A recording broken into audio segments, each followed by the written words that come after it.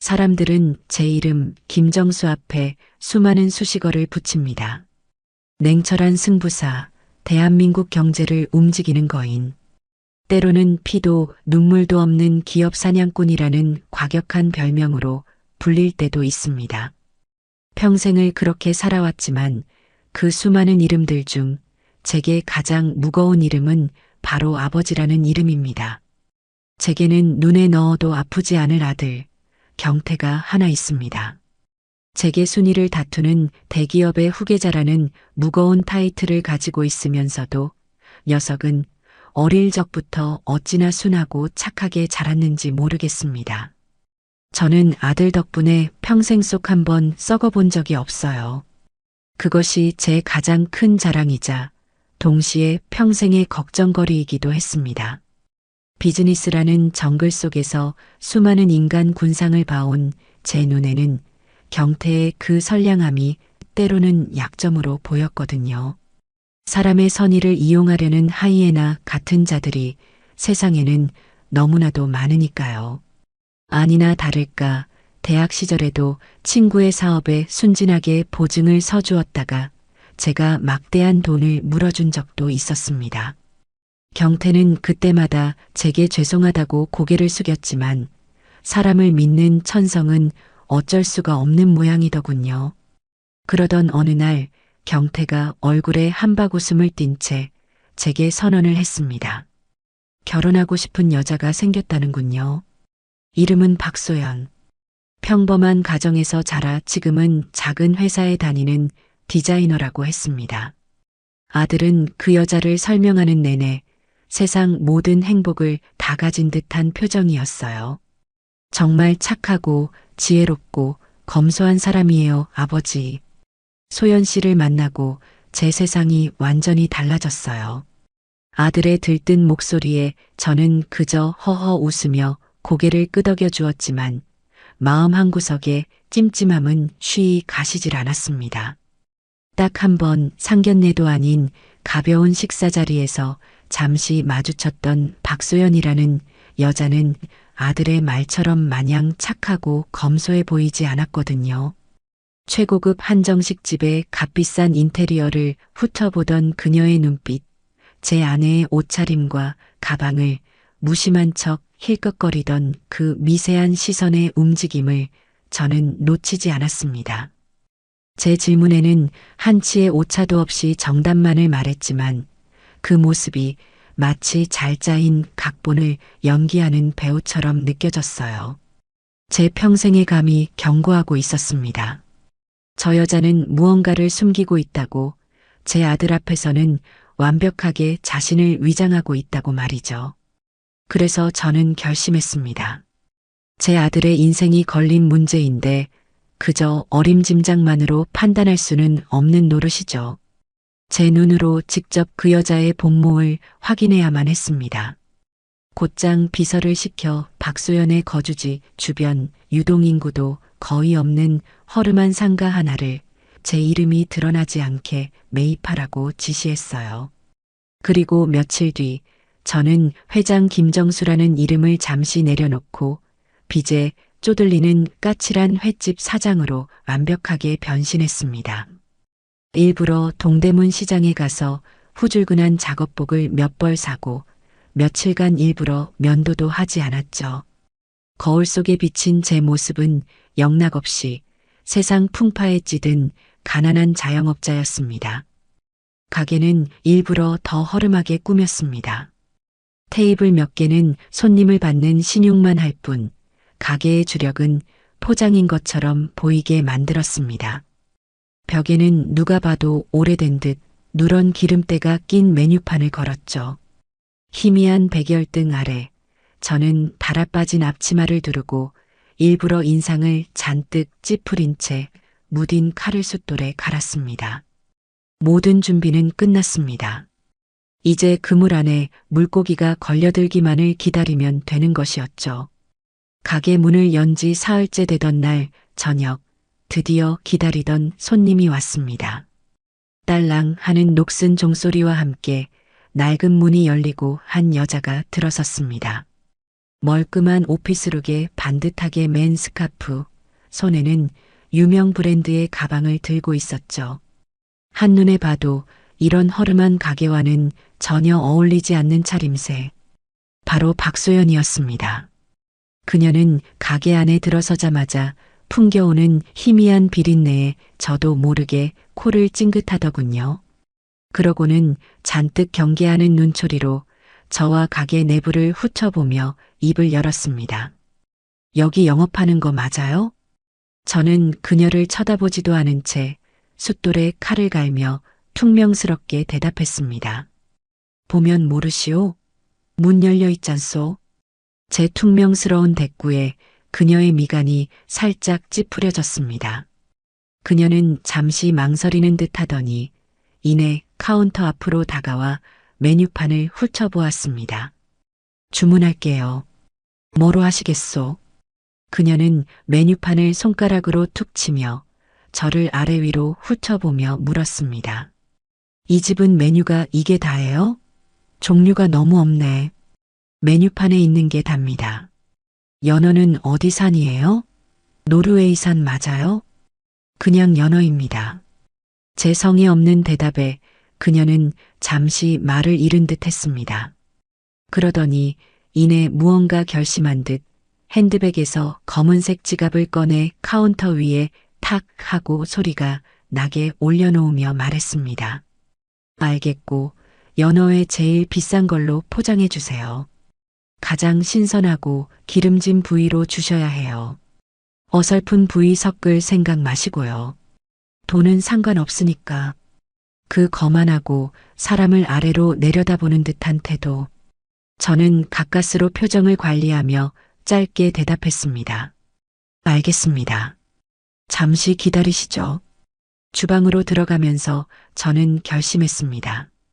저 여자에게는 절대 순순히 좋은 회를 내주지 않으리라고요. 저는 일부러 연어의 가장 맛있는 뱃살 부위는 조금만 넣고 비교적 맛이 덜한 등살과 꼬리살 위주로 회를 썰기 시작했습니다. 양도 정량보다 눈에 띄게 적게 담아 포장 용기에 담았죠. 과연 이 차이를 알아볼 것인가, 그리고 알아본다면 어떤 반응을 보일 것인가. 그것이 저의 첫 번째 시험이었습니다. 잠시 후 저는 포장을 마친 회를 들고 나와 계산대 위에 일부러 성의 없이 툭 소리가 나게 내려놓았습니다. 그녀는 의심스러운 눈초리로 포장 용기를 열어 내용물을 꼼꼼히 살폈습니다. 날카로운 눈이 용기 안을 한번 훑는가 싶더니 이내 어이가 없다는 듯 피식 웃더군요. 하 사장님, 지금 저랑 장난해요? 저는 시치미를 떼며 돌아섰습니다. 무슨 말씀이신지, 무슨 말이냐니 이걸 보고도 몰라요? 다시 와서 좀 보시죠, 이거. 그녀의 목소리에는 노골적인 분노가 담겨 있었습니다. 저는 마지못해 몸을 돌려 그녀가 서 있는 카운터로 다가갔습니다. 그녀는 젓가락으로 회 한 점을 가리키며 쏘아붙였죠. 이게 무슨 45,000원짜리 연어회예요? 꼬리살에 등살만 잔뜩 썰어놓고 양은 동네 마트 초밥 코너보다 못하잖아요. 내가 이런 걸 사가려고 이 비린내 나는 곳까지 걸어온 줄 아세요? 말 한마디 한마디가 칼날처럼 날아와 박혔습니다. 저는 오히려 더 당당하게 나갔습니다. 우리 가게 방침입니다. 비싸고 양 적다고 소문나서 아는 사람만 오는 집이라. 마음에 안 드시면 그냥 두고 가시든가. 마음대로 하세요. 제 말에 그녀의 얼굴이 순간 불그락푸르락해지는 것이 보였습니다. 그녀는 저를 노려보며 한동안 말을 잇지 못하더니 이내 거칠게 포장 용기 뚜껑을 닫고는 지갑을 들었습니다. 계산이요. 45,000원입니다. 제 말에 그녀는 기가 막힌다는 표정을 지었습니다. 이걸 45,000원 다 받으시겠다? 정말 양심도 없으시네. 메뉴판에 적힌 가격 그대로입니다. 돈 없으면 외상이라도 하시든가. 뭐라고요? 지금 누가 돈이 없다고. 됐고 카드요. 그녀는 지갑에서 검은색 카드를 한 장 꺼내 저에게 거의 던지다시피 내밀었습니다. 그 카드를 받아드는 순간 저는 숨을 멈췄습니다. VVIP에게만 발급되는 제가 만든 회사의 프리미엄 카드. 바로 제 아들 경태에게 제가 직접 만들어준 가족 카드였습니다. 아들이 이걸 왜 이 여자에게? 속에서 분노가 치밀어 올랐지만 저는 겨우 표정을 숨기고 카드를 긁었습니다. 그녀는 영수증을 구겨버리고는 카드를 채가다시피 돌려받아 지갑에 쑤셔 넣었습니다. 그리고는 마지막까지 저를 경멸 어린 눈으로 쳐다보며 한마디 쏘아붙이고 포장된 회를 들고 가게를 나섰죠. 다시는 올 일 없을 테니 그렇게 하세요. 그리고 이 가게도 얼마 못 가 망하겠네요. 제가 장담하죠. 딸랑. 문이 닫히고 가게 안에는 다시 정막만이 남았습니다. 저는 한참 동안이나 그녀가 나간 문을 노려보았습니다. 착하고 지혜롭고 검소한 사람, 제 아들은 단단히 속고 있었습니다. 박소연은 아들의 돈으로 아무렇지 않게 비싼 음식을 포장해 가면서 가난한 가게 주인에게는 갑질을 서슴지 않는 오만하고 이중적인 여자였습니다. 저는 방금 전 그녀가 서 있던 카운터 자리를 물끄러미 바라보았어요. 바닥에는 그녀가 신경질적으로 구겨 던져버린 영수증 한 장이 덩그러니 놓여 있었습니다. 저는 천천히 걸어가 그것을 집어들었습니다. 제 아들의 미래를, 어쩌면 우리 그룹 전체의 미래를 쥐고 흔들지도 모를 여자. 박소연. 그녀의 첫인상은 제 예상보다 훨씬 더 최악이었습니다. 단순한 속물을 넘어 사람에 대한 기본적인 예의조차 갖추지 못한 오만한 여자였죠. 저는 헛웃음이 나왔습니다. 착하고 지혜롭고 검소한 사람이라던 아들의 말이 귓가에 맴돌았어요. 경태, 그 순진한 녀석. 얼마나 깊이 속고 있으면 사람을 저렇게까지 잘못 볼 수 있을까. 사랑에 눈이 멀면 분별력을 잃는다는 옛말이 하나도 틀린 것이 없었습니다. 그녀는 제 아들 앞에서는 천사의 가면을 쓰고 뒤에서는 이렇게 악마의 민낯을 드러내고 다니는 것이 분명했어요. 아들의 돈으로 VVIP 카드를 아무렇지 않게 사용하면서 정작 그 돈을 벌어다 주는 사람들의 노고나 평범한 서민들의 삶에 대해서는 일말의 존중도 없는 태도. 저는 이런 여자를 절대로 며느리로 받아들일 수 없다고 마음속으로 몇 번이나 되뇌었습니다. 그런데 제 예상을 뒤엎는 일이 벌어졌습니다. 다시는 올 일 없을 겁니다라며 저주에 가까운 말을 퍼붓고 나갔던 그녀가 정확히 사흘 뒤에 다시 가게 문을 열고 들어온 겁니다. 저는 무딘 칼로 광어 껍질을 벗겨내다 말고 저도 모르게 고개를 들었습니다. 지난번과 똑같은 도도한 표정, 흐트러짐 없는 옷차림. 그녀는 마치 아무 일도 없었다는 듯이 익숙하게 카운터 앞으로 걸어오더군요. 저는 잠시 혼란스러웠습니다. 이 여자의 속셈은 대체 뭘까? 그렇게 모욕을 당하고도 다시 찾아온 이유가 뭘까? 그녀는 카운터 앞에 서서 저를 향해 턱짓으로 불렀습니다. 오늘은 또 무슨 일이십니까? 다시는 안 올 것처럼 말씀하시더니 제가 비꼬는 투로 말하자 그녀는 눈 하나 깜짝하지 않고 대답했습니다. 글쎄요. 그런데 이 동네에 마땅히 연어 포장해 갈 만한 곳이 여기밖에 없네요. 선택지가 없으니 어쩌겠어요. 참고 와야지. 기가 막힌 대답이었습니다. 자신을 참고 와주는 고마운 손님으로 여기라는 투였죠. 그래서 주문은 지난번이랑 똑같이요. 연어의 제일 비싼 걸로 포장이요. 오늘은 제대로 된 부위로 주셔야 할 겁니다. 지난번처럼 장난치시면 그땐 정말 가만히 안 있을 테니까.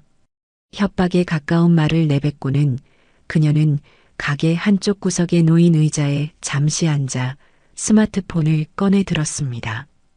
음식을 먹기 위함이 아닌 오직 포장을 기다리기 위한 행동이었죠. 저는 말없이 주방으로 향했습니다. 이번에는 그녀의 말대로 가장 좋은 뱃살 부위만 골라 정성껏 회를 떴습니다. 양도 지난번보다 훨씬 푸짐하게 담았죠. 일부러 그녀의 요구를 다 들어주었을 때 어떤 반응을 보일지 궁금했습니다. 포장을 마친 회를 들고 나가자 그녀가 다가와 내용물을 확인했습니다. 그러더니 고개를 한번 까딱하고는 포장 용기 안에 함께 담긴 작은 소스통을 가리켰습니다. 이거요. 여기 이 와사비. 이거 생와사비 맞아요? 귀한 분께 드릴 건데 생와사비 아니면 곤란해요. 귀한 분이라는 말에 저는 속으로 코웃음을 쳤습니다. 네, 맞습니다. 그런데 색깔이 왜 이래요? 내가 알던 생와사비는 이것보다 훨씬 더 진한 초록색인데 이런 허름한 가게는 보통 뭔가 절감하려고 그러던데 트집은 여전했습니다. 저는 깊은 한숨을 내쉬며 대답했습니다. 손님, 와사비는 강판에 가는 순간부터 공기와 만나면 색이 변하는 겁니다. 그리고 저희는 주문 들어오면 그때그때 갈아서 내드립니다. 의심스러우면 직접 주방에 와서 보시든가요. 제 신경질적인 반응에도 그녀는 아랑곳하지 않았습니다. 이번에는 함께 포장된 간장을 문제 삼더군요. 간장도 그냥 일반 양조 간장 같은데 회 맛을 제대로 아는 집은 회 전용 간장을 따로 쓰거든요. 향이랑 감칠맛부터가 달라요. 사장님은 장사하시면서 그런 기본도 모르세요?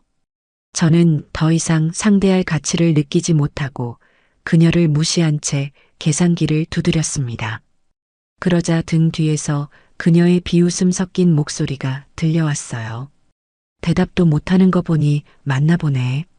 저는 이를 악물고 분노를 사겼습니다. 그렇게 한참 동안 트집을 잡던 그녀가 계산을 마치고 떠난 직후였습니다. 제 주머니에서 전화벨이 울렸어요. 화면에 뜬 내 아들이라는 글자를 보자 심장이 덜컥 내려앉았습니다. 혹시 박소연이 가게에 다녀온 뒤 저에 대한 험담을 늘어놓은 것은 아닐까? 저는 목소리를 가다듬고 전화를 받았습니다. 경태야. 웬일이냐? 아버지, 별일 없으시죠? 그냥 목소리 듣고 싶어서 전화했어요. 아들의 밝은 목소리에 안도감이 들었습니다. 그래, 별일 없다. 너는? 저야 좋죠. 아버지. 다름이 아니라 소연 씨 말이에요. 소연 씨가 그러는데 요즘 자기 동네에 새로 생긴 횟집에 꽂혔대요. 사장님이 좀 무뚝뚝하고 불친절하긴 한데 연어의 맛이 기가 막히다면서요. 3일에 한 번씩은 꼭 포장해 가는 것 같던데. 혹시 아버지도 아세요? 저는 망치로 머리를 한 대 얻어맞은 듯한 충격을 받았습니다. 불친절하고 양도 적고 와사비와 간장까지 전부 가짜라고 트집 잡던 그 여자가 정작 제 아들에게는 맛이 기가 막히다고 칭찬을 늘어놓았다는 말인가. 이중적인 태도에 소름이 돋을 지경이었습니다. 그녀는 제 아들에게는 완벽하게 좋은 모습만 보여주기 위해 가게에서 겪었던 불쾌한 경험들을 철저히 숨기고 있었던 겁니다. 아, 그래. 그런 가게가 생겼나 보구나. 나는 잘 모르겠다. 그렇죠? 워낙 작은 가게라. 아무튼 아버지, 소연 씨한테 잘 좀 해주세요. 제 사람이 될 사람이니까요. 전화를 끊고 나서 저는 한동안 멍하니 서 있었습니다. 박소연의 계획이 무엇인지 조금은 알 것 같았어요. 그녀는 제 아들 앞에서는 흠잡을 데 없는 완벽한 연인 행세를 하고 뒤에서는 아들의 부와 배경을 마음껏 이용하며 살아가려는 속셈이었던 겁니다. 그렇기에 저처럼 비루한 횟집 사장에게 받은 수모 따위는 아들에게 결코 이야기하지 않았겠죠. 자신의 완벽한 이미지에 흠집이 갈 테니까요. 저는 테스트의 강도를 한 단계 더 높이기로 결심했습니다. 다음번에 그녀가 오면 그녀에게 일말의 동정심이라도 남아있는지 확인해 보기로 했죠. 사흘 뒤 어김없이 가게에 나타난 그녀 앞에서 저는 일부러 심각한 표정으로 통화 버튼을 눌렀습니다. 미리 제 비서에게 부탁해 놓은 연기였죠. 네, 사장님. 아이고, 정말 죄송합니다. 제가 며칠 안에 꼭 마련해 보겠습니다. 네, 네. 정말입니다. 제 딸 아이 병원비만 아니었어도 제발 일주일만 아니 사흘만이라도 시간을 더 주시면 안 되겠습니까? 저는 일부러 가게 안에 다 들리도록 처절하게 소리쳤습니다. 빚독촉에 시달리는 비참한 가장의 모습을 연기한 겁니다. 제 비서는 전화기 너머에서 능숙하게 악덕 사채업자 연기를 펼쳤죠. 시끄러운 소리 말고 당장 돈이나 가져와. 전화를 끊은 저는 일부러 이마를 짚으며 깊은 한숨을 내쉬었습니다. 포장을 기다리던 박소연을 힐끗 쳐다보았지만 그녀는 스마트폰에서 눈을 떼지 않고 있었습니다. 잠시 후 제가 포장을 마치고 회를 내밀자 그녀가 차가운 목소리로 말했습니다.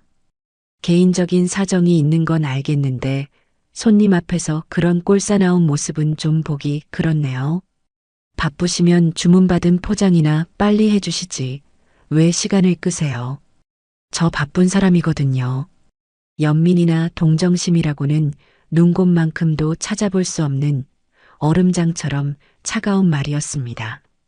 그녀에게 타인의 불행은 그저 자신의 시간을 뺏는 귀찮은 소음에 불과했던 겁니다. 저는 모든 희망을 내려놓았습니다. 이 여자에게는 더 이상 시험해 볼 가치조차 없다는 생각이 들었어요. 그녀는 머리부터 발끝까지 영혼의 가장 깊은 곳까지 철저하게 이기심과 속물근성으로 가득 찬 여자였습니다. 저는 묵묵히 그녀에게 포장된 연어회를 건넸습니다.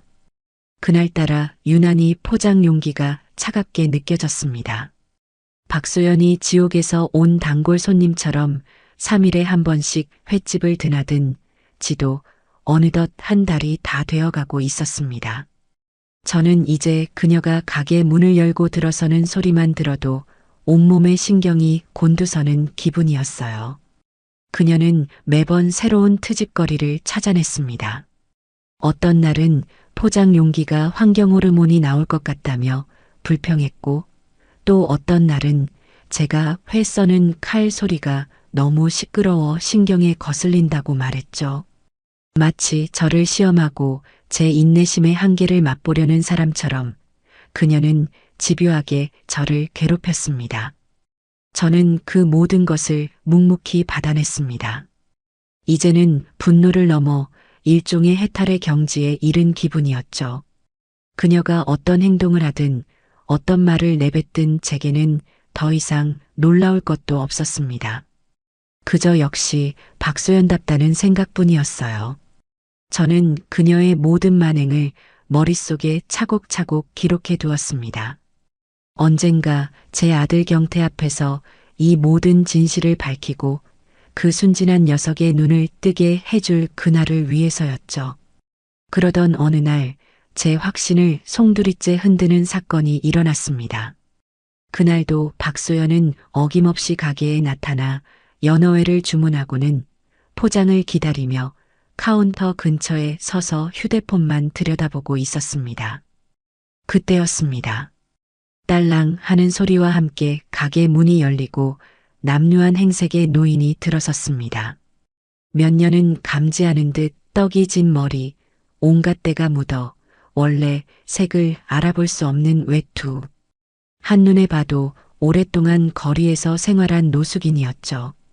노인은 가게 안에 들어서자마자 저를 발견하고는 다가와 다짜고짜 손을 내밀었습니다. 사장님, 배가 너무 고파서 그럽니다. 뭐 먹다 남은 거라도 있으면 조금만 주시면 안 될까요?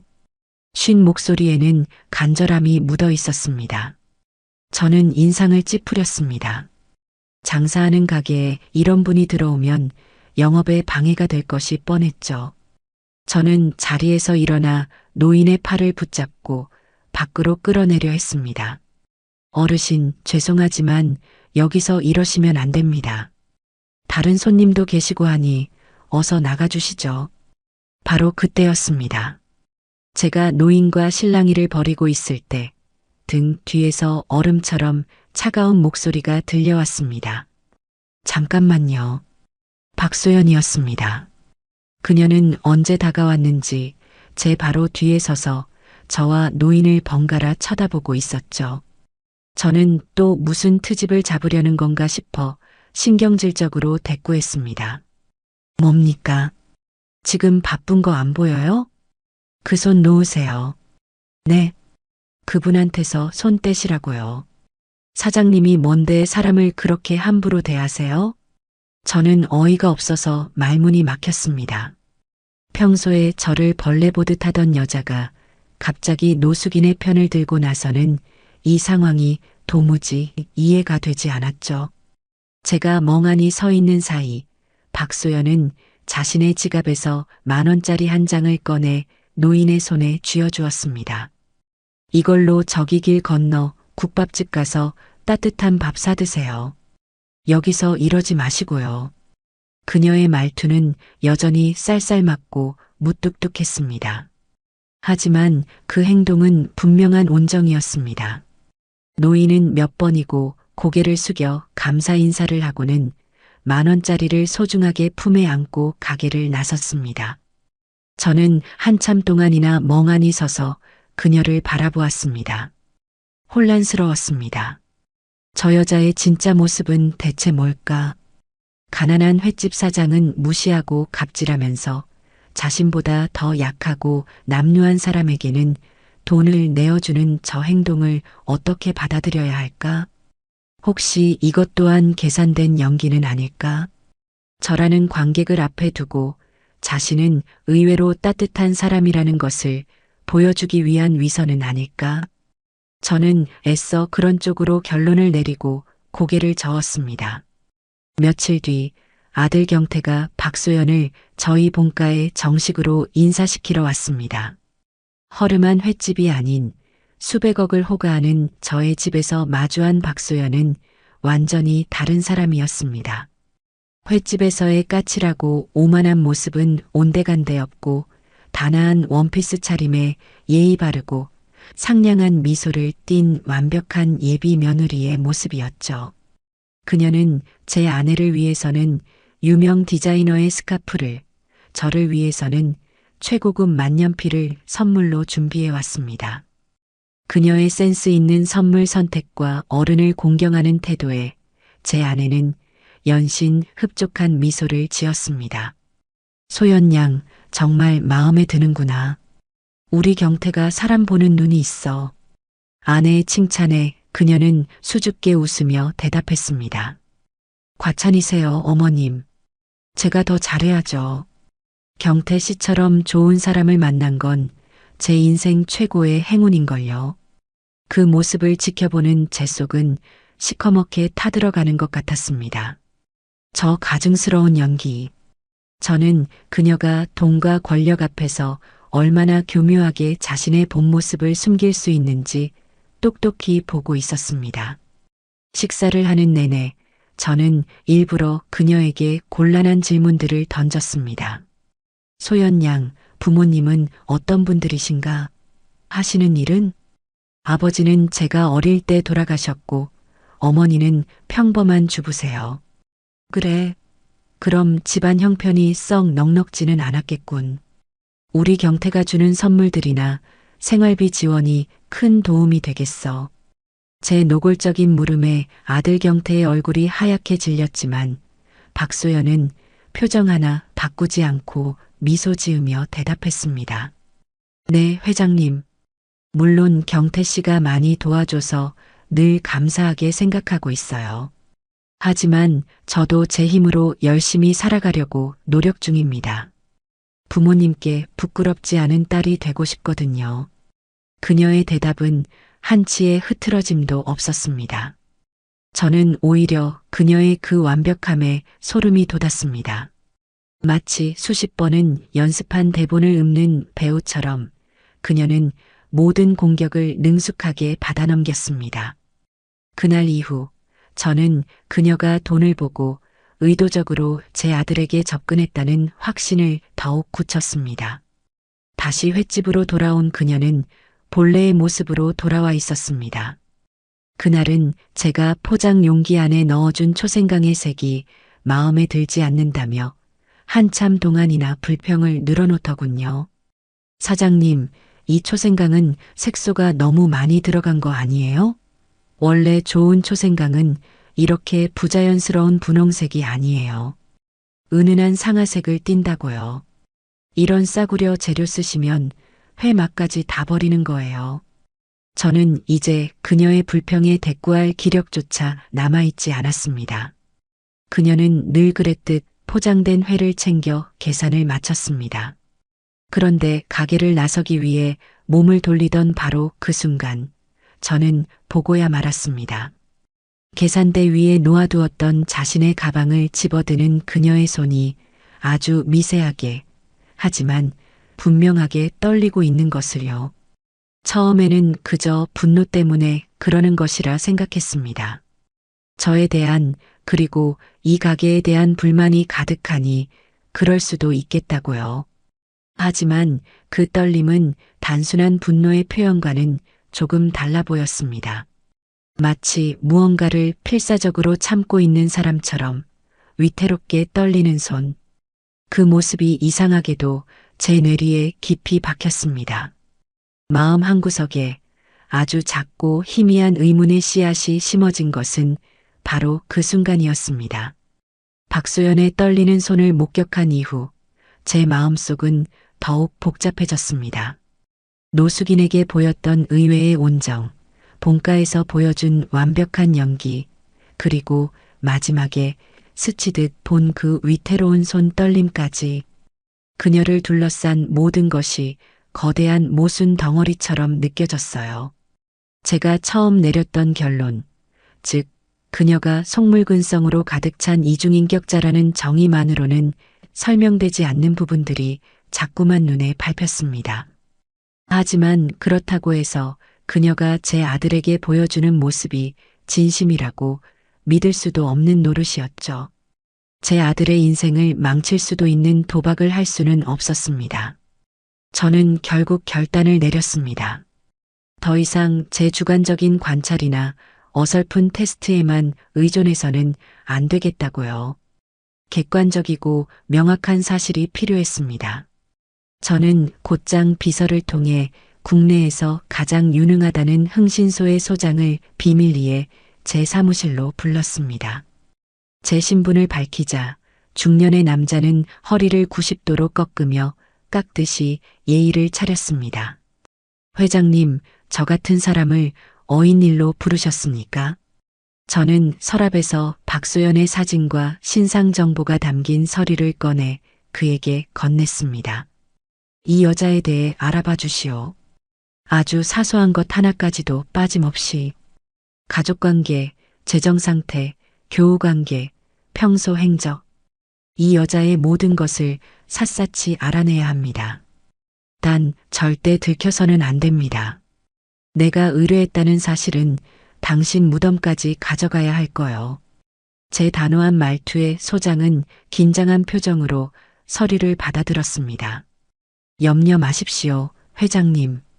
저희의 실력은 대한민국 최고라고 자부합니다. 원하시는 모든 정보를 완벽하게 가져다 드리겠습니다.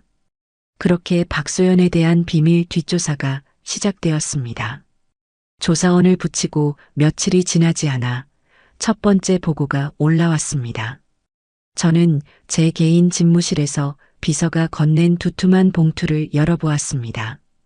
보고서의 첫 장을 넘기는 순간 저는 저도 모르게 마른 침을 삼켰습니다.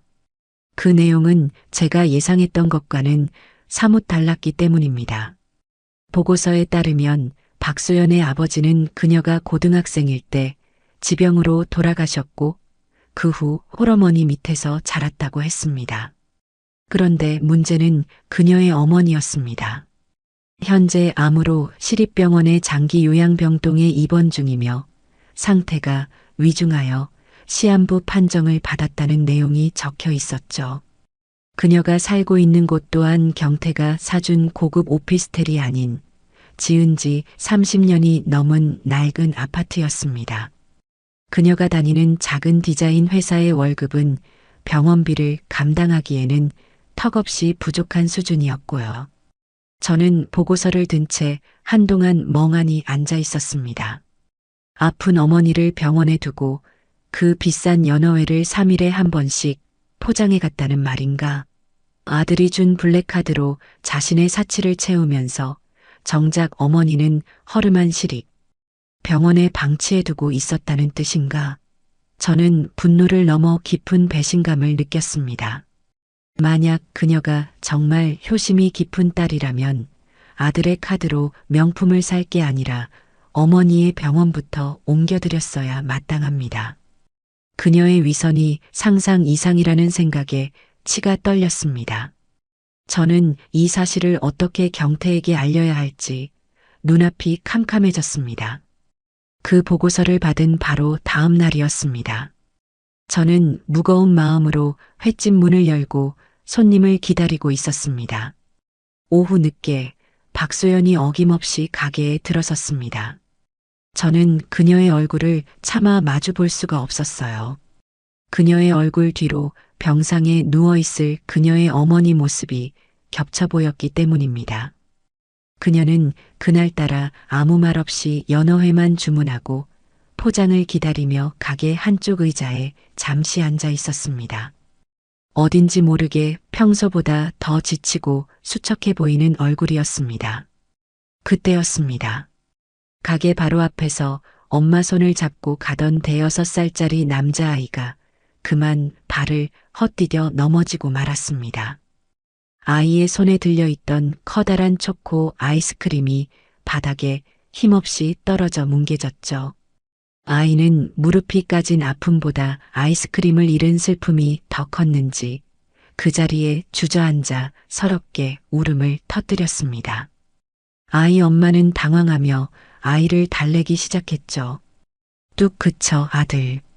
괜찮아. 엄마가 이따가 또 사줄게. 응? 하지만 아이의 울음은 쉽게 그치지 않았습니다. 제가 가게 안에서 그 모습을 안타깝게 지켜보고 있을 때였습니다. 포장을 기다리던 박소연이 자리에서 벌떡 일어났습니다. 그러더니 말없이 가게 문을 열고 나가 바로 옆에 있는 편의점으로 향하는 것이었습니다. 저는 의아한 표정으로 그녀의 행동을 지켜보았죠. 잠시 후 그녀는 편의점에서 막 넘어진 아이가 들고 있던 것과 똑같은 아이스크림을 사들고 나왔습니다. 그녀는 울고 있는 아이에게 다가가 무릎을 굽혀 눈을 맞추었습니다. 그리고는 아이의 작은 손에 새 아이스크림을 쥐어주었죠. 자, 이거 먹고 이제 그만 울어. 남자가 그런 거 가지고 쨍하게 우는 거 아니야. 그녀의 말투는 아이를 대할 때조차 무뚝뚝했습니다. 하지만 아이는 새로운 아이스크림을 보자 언제 울었냐는 듯이 눈물을 뚝 그치고 환하게 웃었습니다. 아이 엄마가 어쩔 줄 몰라 하며 그녀에게 연신 고개를 숙였습니다. 아이고, 정말 감사합니다. 아가씨, 제가 정신이 없어서 얼마를 드려야 할지. 그러자 박소연은 귀찮다는 듯이 손을 내저으며 말했습니다. 됐어요. 애들은 다 울면서 크는 거죠. 그럼 이만. 그녀는 그 말만 남기고 뒤도 돌아보지 않은 채 다시 가게로 들어왔습니다. 그리고는 아무 일도 없었다는 듯이 제가 포장을 마친 연어회를 말없이 받아들고 계산을 마쳤습니다.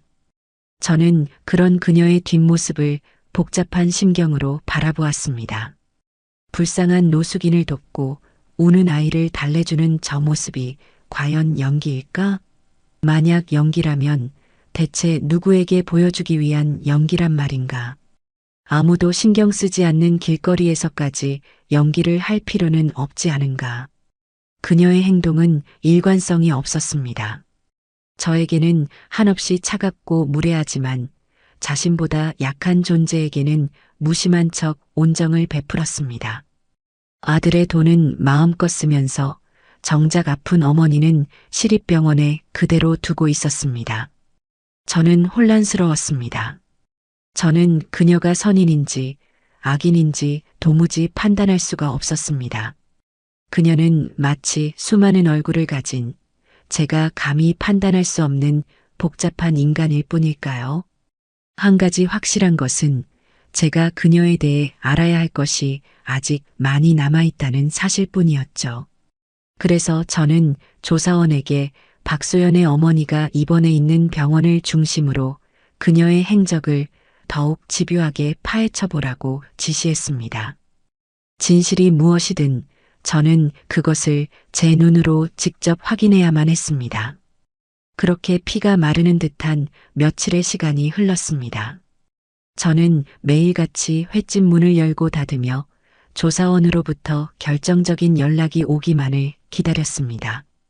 마음 한구석에서는 제발 내 생각이 틀렸기를 바라는 작은 희망이 싹트고 있었지만 다른 한편에서는 최악의 진실을 마주할 준비를 하고 있었습니다. 박소연은 그 며칠 사이에도 어김없이 가게를 찾아와 연어회를 사갔습니다. 그녀의 얼굴은 날이 갈수록 더 창백해지고 눈 밑의 그늘은 더욱 짙어지는 것 같았지만 저를 향한 가스돋친 태도만큼은 변함이 없었죠. 그녀의 그 일관된 무례함은 오히려 제 의심을 더욱 굳건하게 만들었습니다. 그리고 마침내 운명의 날이 밝았습니다. 제 개인 집무실로 호출된 흥신소 소장은 굳은 표정으로 제게 서류철을 내밀었습니다. 그의 표정에서 저는 모든 것이 끝났다는 것을 직감할 수 있었죠. 그는 서류를 내밀기 전 잠시 망설이며 제게 말했습니다. 회장님, 이번 보고서는 아마 마음이 편치 않으실 겁니다. 상관없네. 사실 그대로만 보고하게. 저는 서류철을 받아들었습니다.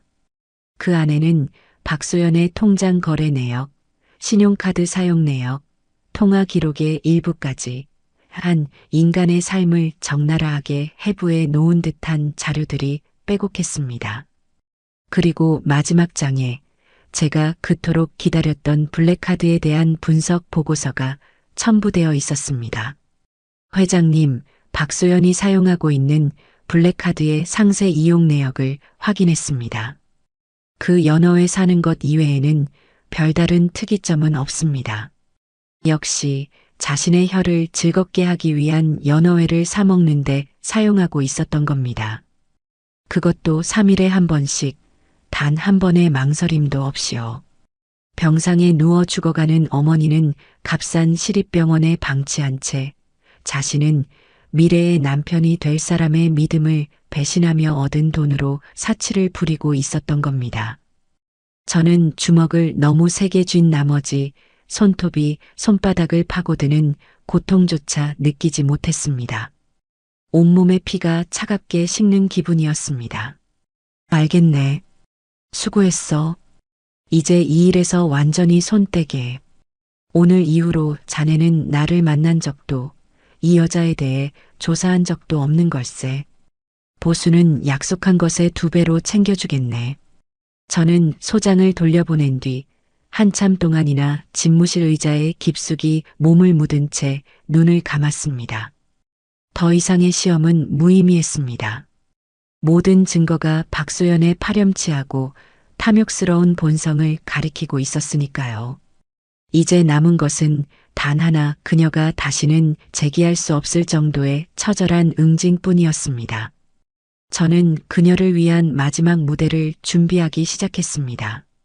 그녀가 가장 오만하고 방심한 순간에 가장 비참한 방식으로 진실과 마주하게 만들어주리라 다짐했죠. 한 인간의 믿음을 배신한 대가가 얼마나 끔찍한 것인지 뼈저리게 느끼게 해줄 참이었습니다. 저는 마지막 결전의 장소를 바로 저의 허름한 횟집으로 정했습니다. 그녀가 가장 오만하게 굴었던 바로 그곳에서 가장 비참한 나락으로 떨어뜨려야 했습니다. 저는 우선 가게 구석, 그녀의 눈에 절대 띄지 않는 환풍구 안쪽에 초소형 녹화 카메라를 설치했습니다. 그녀가 제 함정에 빠져 발악하는 모습, 그녀의 거짓말과 변명, 그 모든 것을 영상으로 담아 제 아들에게 보여줄 명백한 증거로 삼기 위해서였죠. 제 아들은 아마 가슴이 찢어지는 아픔을 겪겠지만 이 아픔을 겪어야만 더 단단한 사람으로 성장할 수 있을 것이라 믿었습니다. 독사는 어릴 때 그 싹을 잘라내야 하는 법이니까요. 결전의 날 아침, 저는 평소보다 훨씬 이른 새벽에 수산시장으로 향했습니다. 비릿한 바다 내음과 활기찬 상인들의 외침이 가득한 그곳에서 저는 오직 단 하나의 목표만을 생각했습니다. 최고의 연어. 제가 가진 모든 인맥과 돈을 동원해 그날 시장에 들어온 연어 중 가장 크고 기름진 최상급의 물건을 통째로 사들였습니다. 그 연어의 선홍빛 살결과 우윳빛 지방층은 그 자체로 예술에 가까웠죠. 마지막 만찬은 가장 화려하게 차려주는 것이 패자에 대한 예의 아니겠습니까? 그녀가 평생 맛보지 못할 최고의 연어회를 대접한 뒤 지옥의 문턱으로 밀어넣을 셈이었습니다. 가게로 돌아온 저는 하루 종일 칼을 갈고 가게를 정돈했습니다. 제 마음은 이상할 정도로 차분했어요. 거대한 수술을 앞둔 외과 의사의 심정이 이러할까? 저는 오늘 한 여자의 인생에서 김경태의 약혼녀라는 악성 종양을 도려낼 참이었습니다. 오후가 되자 저는 가게 문에 금일 재료 소진, 영업 종료라는 팻말을 내걸었습니다. 이 무대는 오직 박소연, 그녀만을 위한 동무대가 되어야 했으니까요. 저는 수조에 흐르는 물소리를 들으며 그녀가 오기만을 기다렸습니다. 마음속으로는 그녀에게 던질 첫마디를 수십 번, 수백 번이나 되뇌고 있었죠. 박소연 씨, 그 결혼 준비 자금으로 사먹는 연어의 맛은 좀 어떻습니까? 제발 내 생각이 틀렸기를 바랐던 작은 희망.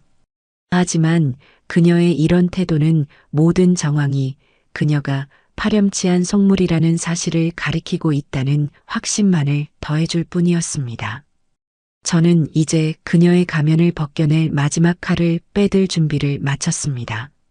마침내 익숙한 또각거리는 구두 소리가 골목 저편에서 들려왔습니다. 심장이 미세하게 빠르게 뛰기 시작했습니다. 드디어 올 것이 왔구나. 딸랑 소리와 함께 가게 문이 열리고 박소연이 들어섰습니다. 그날따라 그녀의 얼굴은 유난히 창백하고 지쳐 보였습니다. 짙은 화장으로도 가려지지 않는 눈 밑에 그늘이 역력했죠. 저는 속으로 비웃었습니다. 아픈 어머니 걱정에 잠 못 이룬 가련한 딸의 모습이라고 누가 믿겠는가. 필시 어젯밤에도 제 아들과 비싼 술을 마시며 밤새 놀았거나 결혼 준비 자금으로 살 명품 목록이라도 작성하느라 밤을 새웠겠지. 그녀는 영업 종료 팻말을 보았는지 의아한 표정으로 저를 바라보았습니다. 사장님, 오늘 장사 안 하세요? 저는 그녀를 향해 아주 느리고 비릿한 미소를 지어 보였습니다. 왜 안 하겠습니까? 아주 귀한 손님이 오실 걸 알고 있었는데. 들어오시죠. 제 평소와 다른 태도에 그녀는 잠시 경계하는 눈빛을 보였지만 이내 아무 말 없이 카운터 앞으로 다가왔습니다. 저는 주방으로 들어가 아침부터 준비해둔 연어를 꺼냈습니다. 그리고 제 모든 기술과 정성을 다해 회를 썰어 최고급 포장 용기에 정갈하게 담았습니다. 마지막으로 금가루까지 뿌려 화려하게 완성된 포장 용기를 들고 그녀에게 다가갔습니다. 자, 이것 좀 보시죠. 제가 손님을 위해 준비한 아주 특별한 포장입니다.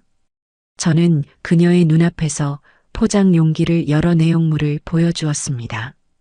그녀는 눈앞의 화려한 연어회를 보고도 별다른 감흥이 없는 표정이었습니다. 그저 멍하니 어딘가 다른 곳에 정신이 팔려 있는 사람처럼 보였죠. 저는 포장 용기를 다시 닫아 카운터 위에 올려놓고 팔짱을 낀 채 그녀를 마주했습니다. 이제 이 길고 지루했던 연극을 끝낼 시간이었습니다. 저는 끓어오르는 분노를 차갑게 식히며 계획했던 대로 그녀를 천천히 벼랑 끝으로 몰아가기 시작했습니다. 손님은 참 좋으시겠습니다. 제가 뜬금없이 말을 건네자 넋을 놓고 있던 그녀는 그제야 저를 쳐다보았습니다. 뭐가요? 곧 결혼하신다면서요. 상대가 아주 대단한 집안의 자제분이라던데. 인생 역전하신 것 진심으로 축하드립니다. 제 말에 박소연의 얼굴이 순간 굳어지는 것을 저는 놓치지 않았습니다. 그녀의 눈빛이 날카롭게 변하며 저를 쏘아보았죠. 이제 마지막 일격을 가할 시간이었습니다. 제가 다음 말을 꺼내려던 바로 그 순간이었습니다. 정막을 깨고 그녀의 가방 안에서 미친 듯이 전화벨 소리가 울리기 시작했습니다. 그 소리는 마치 잘 짜인 연극의 막을 찢어버리는 불협화음처럼 가게 안을 날카롭게 갈랐습니다.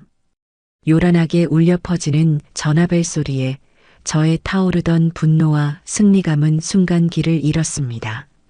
박소연은 마치 홀린 사람처럼 경련에 가까운 손놀림으로 가방을 열어 휴대폰을 꺼내 들었습니다. 액정에 뜬 시립병원 간호실이라는 발신자 이름을 확인한 그녀의 얼굴이 순식간에 절망으로 물드는 것을 저는 똑똑히 보았습니다. 아, 병원비 독촉 전화로구나. 저는 팔짱을 낀 채 그녀가 또 무슨 변명을 늘어놓을지 차갑게 지켜보았습니다. 그녀는 거의 숨을 헐떡이며 통화 버튼을 눌렀습니다. 여보세요? 그녀의 목소리는 물에 젖은 솜처럼 힘없이 갈라져 나왔습니다. 하지만 전화기 너머에서 들려온 내용은 제 예상을 완전히 빗나갔습니다.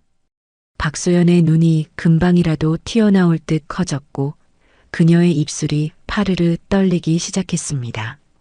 네. 자, 잠깐만요. 간호사님, 그게 무슨 말씀이세요? 갑자기 왜? 상태가 안 좋아지셨다니요. 그녀는 다리에 힘이 풀린 듯 카운터를 붙잡았습니다. 손에 들고 있던 휴대폰을 바닥에 떨어뜨릴 뻔한 것을 간신히 붙잡았죠. 그녀의 눈에서는 제가 한 번도 본 적 없는 투명하고 뜨거운 액체가 방울져 떨어지기 시작했습니다. 진짜 눈물이었습니다. 계산된 연기가 아닌 영혼의 가장 깊은 곳에서부터 터져나오는 순수한 고통의 결정체였죠. 아니에요. 그럴 리가 없어요. 어제까지만 해도 괜찮으셨는데. 저희 엄마가 위독하시다고요? 의식 불명이시라고요? 지금 바로 갈게요. 조금만, 제발 조금만 버티고 계시라고 전해주세요. 제가 금방 간다고요. 그것은 절규였습니다. 그 순간 박소연을 둘러싸고 있던 얼음장 같은 가면이 산산조각 나며 와르르 무너져 내렸습니다. 그녀의 얼굴에는 더 이상 오만함도 냉소도 계산적인 표정도 남아있지 않았습니다. 오직 생살이 찢겨나가는 듯한 고통과 하늘이 무너지는 듯한 절망만이 가득했습니다.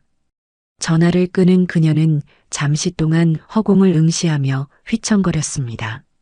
금방이라도 쓰러질 것처럼 위태로운 모습이었어요. 그러다 문득 정신을 차린 듯 저를 향해 돌아섰습니다. 그녀는 완전히 무너진 얼굴로 제가 계획했던 모든 것을 뒤엎는 행동을 하기 시작했습니다. 그녀는 제 앞에 다가와 아무런 망설임 없이 무릎을 꿇었습니다. 흙먼지 가득한 횟집 바닥에 그녀의 비싸 보이는 스커트가 아무렇게나 끌렸습니다. 사장님, 제발 제가 잘못했어요. 제가 다 잘못했어요. 그러니까 제발 2회 좀 빨리 포장해 주세요. 네. 저희 엄마가 이걸 기다리고 계세요. 이걸 드셔야 하는데. 이걸 드셔야 눈을 뜨실 텐데. 제발이요. 그녀는 두서없이 말을 내뱉으며 엎드려 울기 시작했습니다. 그 모습에 저는 순간 모든 계획을 잊어버렸습니다. 그녀를 몰아붙이고 그녀의 죄를 추궁하고 그녀를 비참하게 만들려던 저의 단단한 결심이 그녀의 절박한 눈물 앞에서 속절없이 녹아내리고 있었습니다. 저는 아무 말 없이 카운터 위에 놓아두었던 포장 용기를 그녀에게 내밀었습니다. 제 손이 왜 떨리는지 저 자신도 알 수 없었어요. 카드 여기요.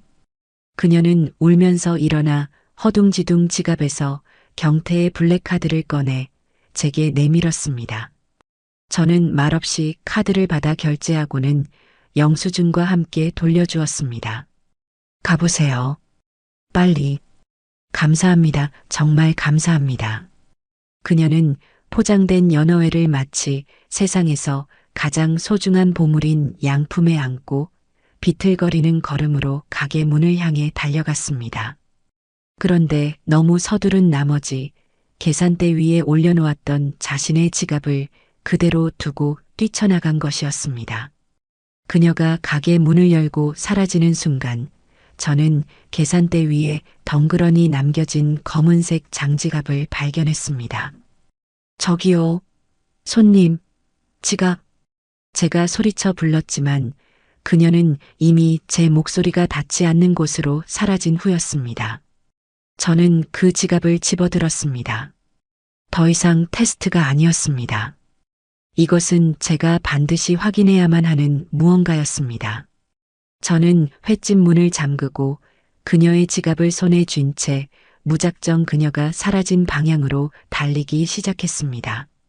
박소연의 뒤를 쫓아 도착한 곳은 제가 상상했던 화려한 강남의 대형 병원이 아니었습니다.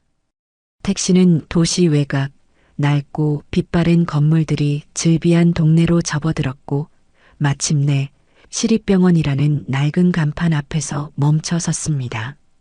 박소연은 택시에서 내리자마자 응급실도 아닌 건물의 가장 후미진 곳에 있는 낡은 병동을 향해 뛰기 시작했습니다. 저는 차에서 내려 그 뒤를 따랐습니다. 손에 쥔 그녀의 지갑이 이상하리만치 무겁게 느껴졌습니다. 제가 들어선 곳은 장기요양 병동이라는 팻말이 붙은 병원에서도 가장 시간이 느리게 흐르는 듯한 공간이었습니다. 복도에는 소독약 냄새와 함께 희미하지만 분명한 죽음의 기운이 감돌고 있었어요. 저는 멀찍이 서 그녀가 어느 6인실 병실 앞에서 걸음을 멈추는 것을 지켜보았습니다. 그녀는 문 앞에서 잠시 숨을 고르더니 이내 결심한 듯 문을 열고 안으로 들어갔습니다. 저는 조심스럽게 다가가 복도 벽에 몸을 숨긴 채 병실 안을 엿보았습니다. 그리고 그 안에서 벌어지는 광경에 저는 그 자리에 얼어붙은 채 숨을 쉬는 것조차 잊어버리고 말았습니다. 병실의 가장 안쪽 창가 자리에 한 여인이 기계장치에 의존한 채 누워 있었습니다. 눈을 감은 채 미동도 없는 그 모습은 살아있는 사람이라기보다는 마른 나뭇가지에 가까워 보였어요. 박소연의 어머니였습니다. 박소연은 어머니의 침대 옆에 주저앉아 마른 손을 붙잡고 오열하고 있었습니다. 엄마, 나왔어. 늦어서 미안해. 눈 좀 떠봐. 응? 내가 맛있는 거 사왔는데. 엄마가 제일 좋아하는 연어회 사왔는데 이거 먹어야지.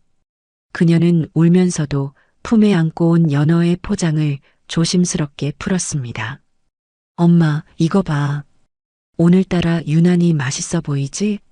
그 까칠한 횟집 사장 아저씨가 오늘은 특별히 좋은 걸로 줬나 봐. 이 동네에서 이 집 연어가 제일 신선하고 맛있다니까. 엄마 이거 한 점만 먹으면 금방 기운 날 거야. 응? 제발 한 점만. 저는 제 귀를 의심했습니다. 까칠한 횟집 사장. 맛이 기가 막히다던 그 칭찬.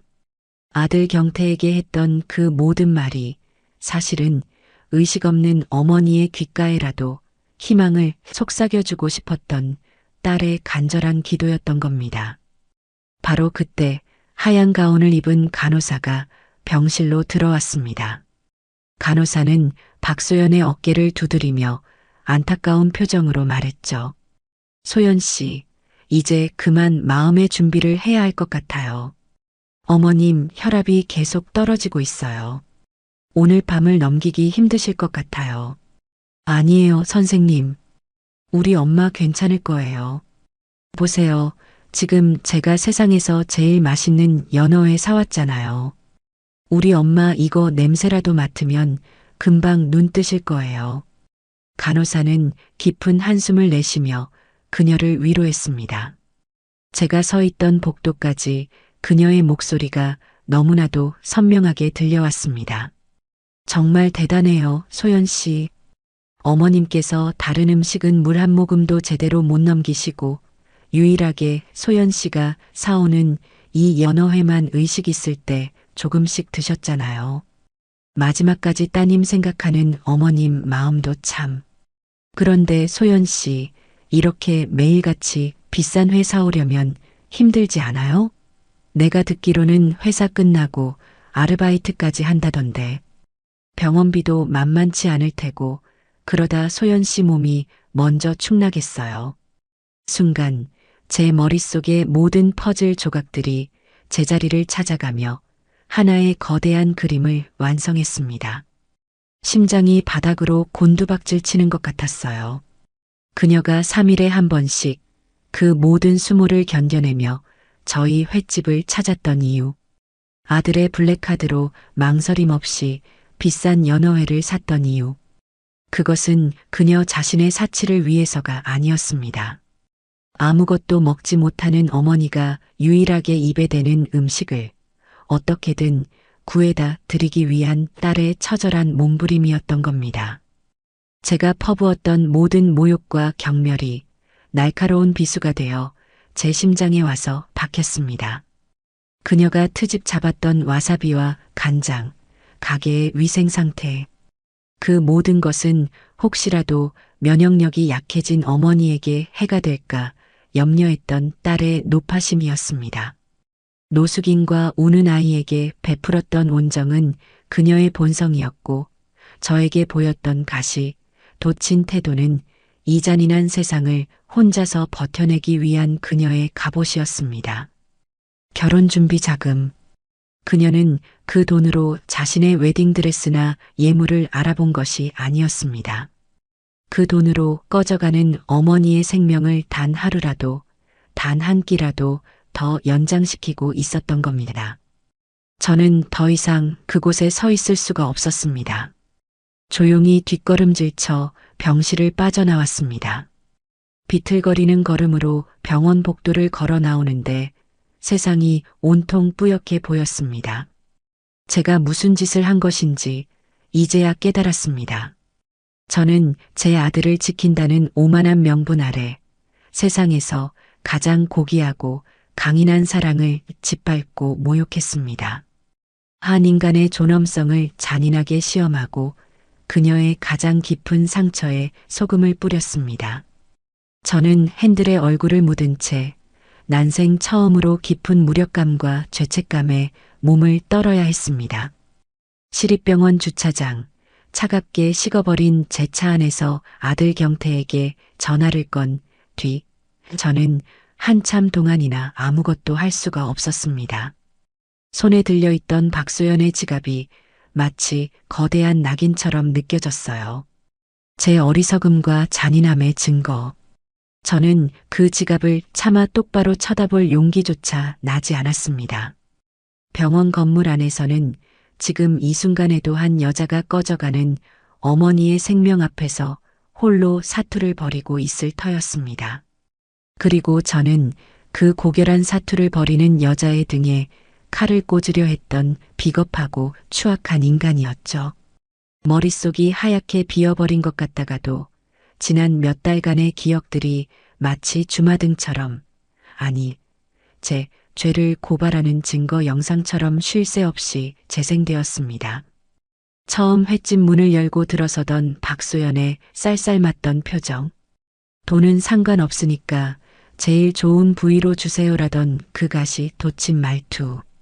저는 그것을 단순한 오만함이라고, 부잣집 아들을 둔 자신의 배경을 믿고 부리는 갑질이라고 판단했습니다. 하지만 이제 와서 생각해 보니 그것은 세상에 대한 두려움과 절박함이 만들어낸 갑옷이었습니다. 어떻게든 최고의 연어를 구해 한 점이라도 더 어머니의 입에 넣어드리고 싶었던 딸의 처절한 외침이었던 겁니다. 제가 일부러 양을 적게 내주었을 때 장사 이런 식으로 하시면 안 되죠라며 쏘아붙이던 그녀의 모습이 떠올랐습니다. 저는 그녀가 저를 무시한다고 생각했지만 사실 그녀는 정당한 값을 치르고도 어머니께 가져다 드릴 음식이 부실할까봐, 그래서 어머니가 실망하실까봐 두려웠던 것이겠죠. 와사비와 간장을 따지고 초생강의 색소를 논했던 그 모든 트집들이 이제는 모두 다르게 해석되었습니다.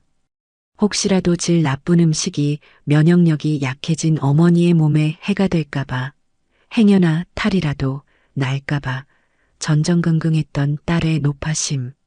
제가 비열하게 빛 독촉 연기를 펼쳤을 때 그녀가 보였던 싸늘한 무관심은 타인에 대한 냉대가 아니었습니다. 매일같이 진짜 사체보다 더 무서운 병원비 청구서와 싸우는 그녀에게 제 어설픈 연기 따위는 그저 한가로운 투정으로, 배부른 자의 기만으로 보였을 뿐이었을 겁니다. 내가 무슨 짓을 한 거지, 대체 내가 무슨 짓을. 저는 핸들에 얼굴을 묻은 채 짐승처럼 신음했습니다. 제 아들을 지킨다는 오만한 명분 아래 저는 한 인간의 존엄성을 무참히 짓밟았습니다. 세상에서 가장 고귀하고 강인한 사랑을 제멋대로 시험하고 그녀의 가장 깊은 상처에 소금을 뿌렸습니다. 저는 회장이 아니었습니다. 아버지는 더더욱 아니었죠. 저는 그저 제 부와 권력에 취해 한없이 오만했던 늙은이에 불과했습니다. 얼마나 지났을까 경태에게서 전화가 걸려왔습니다. 병원 근처에 거의 다 도착했다는 말이었습니다. 저는 그제야 정신을 차렸습니다. 이대로는 안 됩니다. 이 모든 오해와 잘못이 시작된 그곳에서 모든 것을 제 입으로 고백하고 용서를 빌어야 했습니다. 경태야, 오던 길 멈추고 내가 다시 보내주는 주소로 와주렴. 아주 중요한 곳이다. 저는 떨리는 손으로 내비게이션에 제 횟집 주소를 찍어 아들에게 전송했습니다.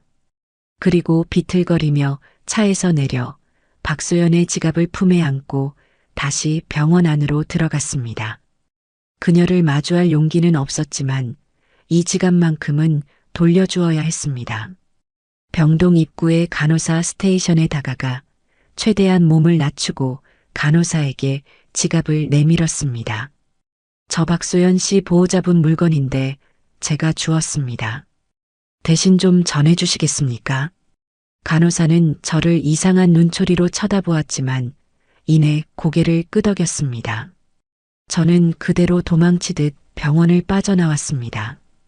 그리고 모든 것이 시작된 그곳, 저의 어리석은 연극 무대였던 허름한 횟집으로 차를 몰았습니다.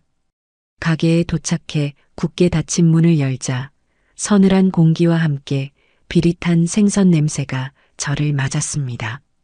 불과 몇 시간 전 제가 박소연을 심판하기 위해 준비했던 그 무대, 최고급 연어회는 그녀가 가져갔지만 그 흔적과 제 오만함의 잔해들은 가게 곳곳에 그대로 남아 있었습니다.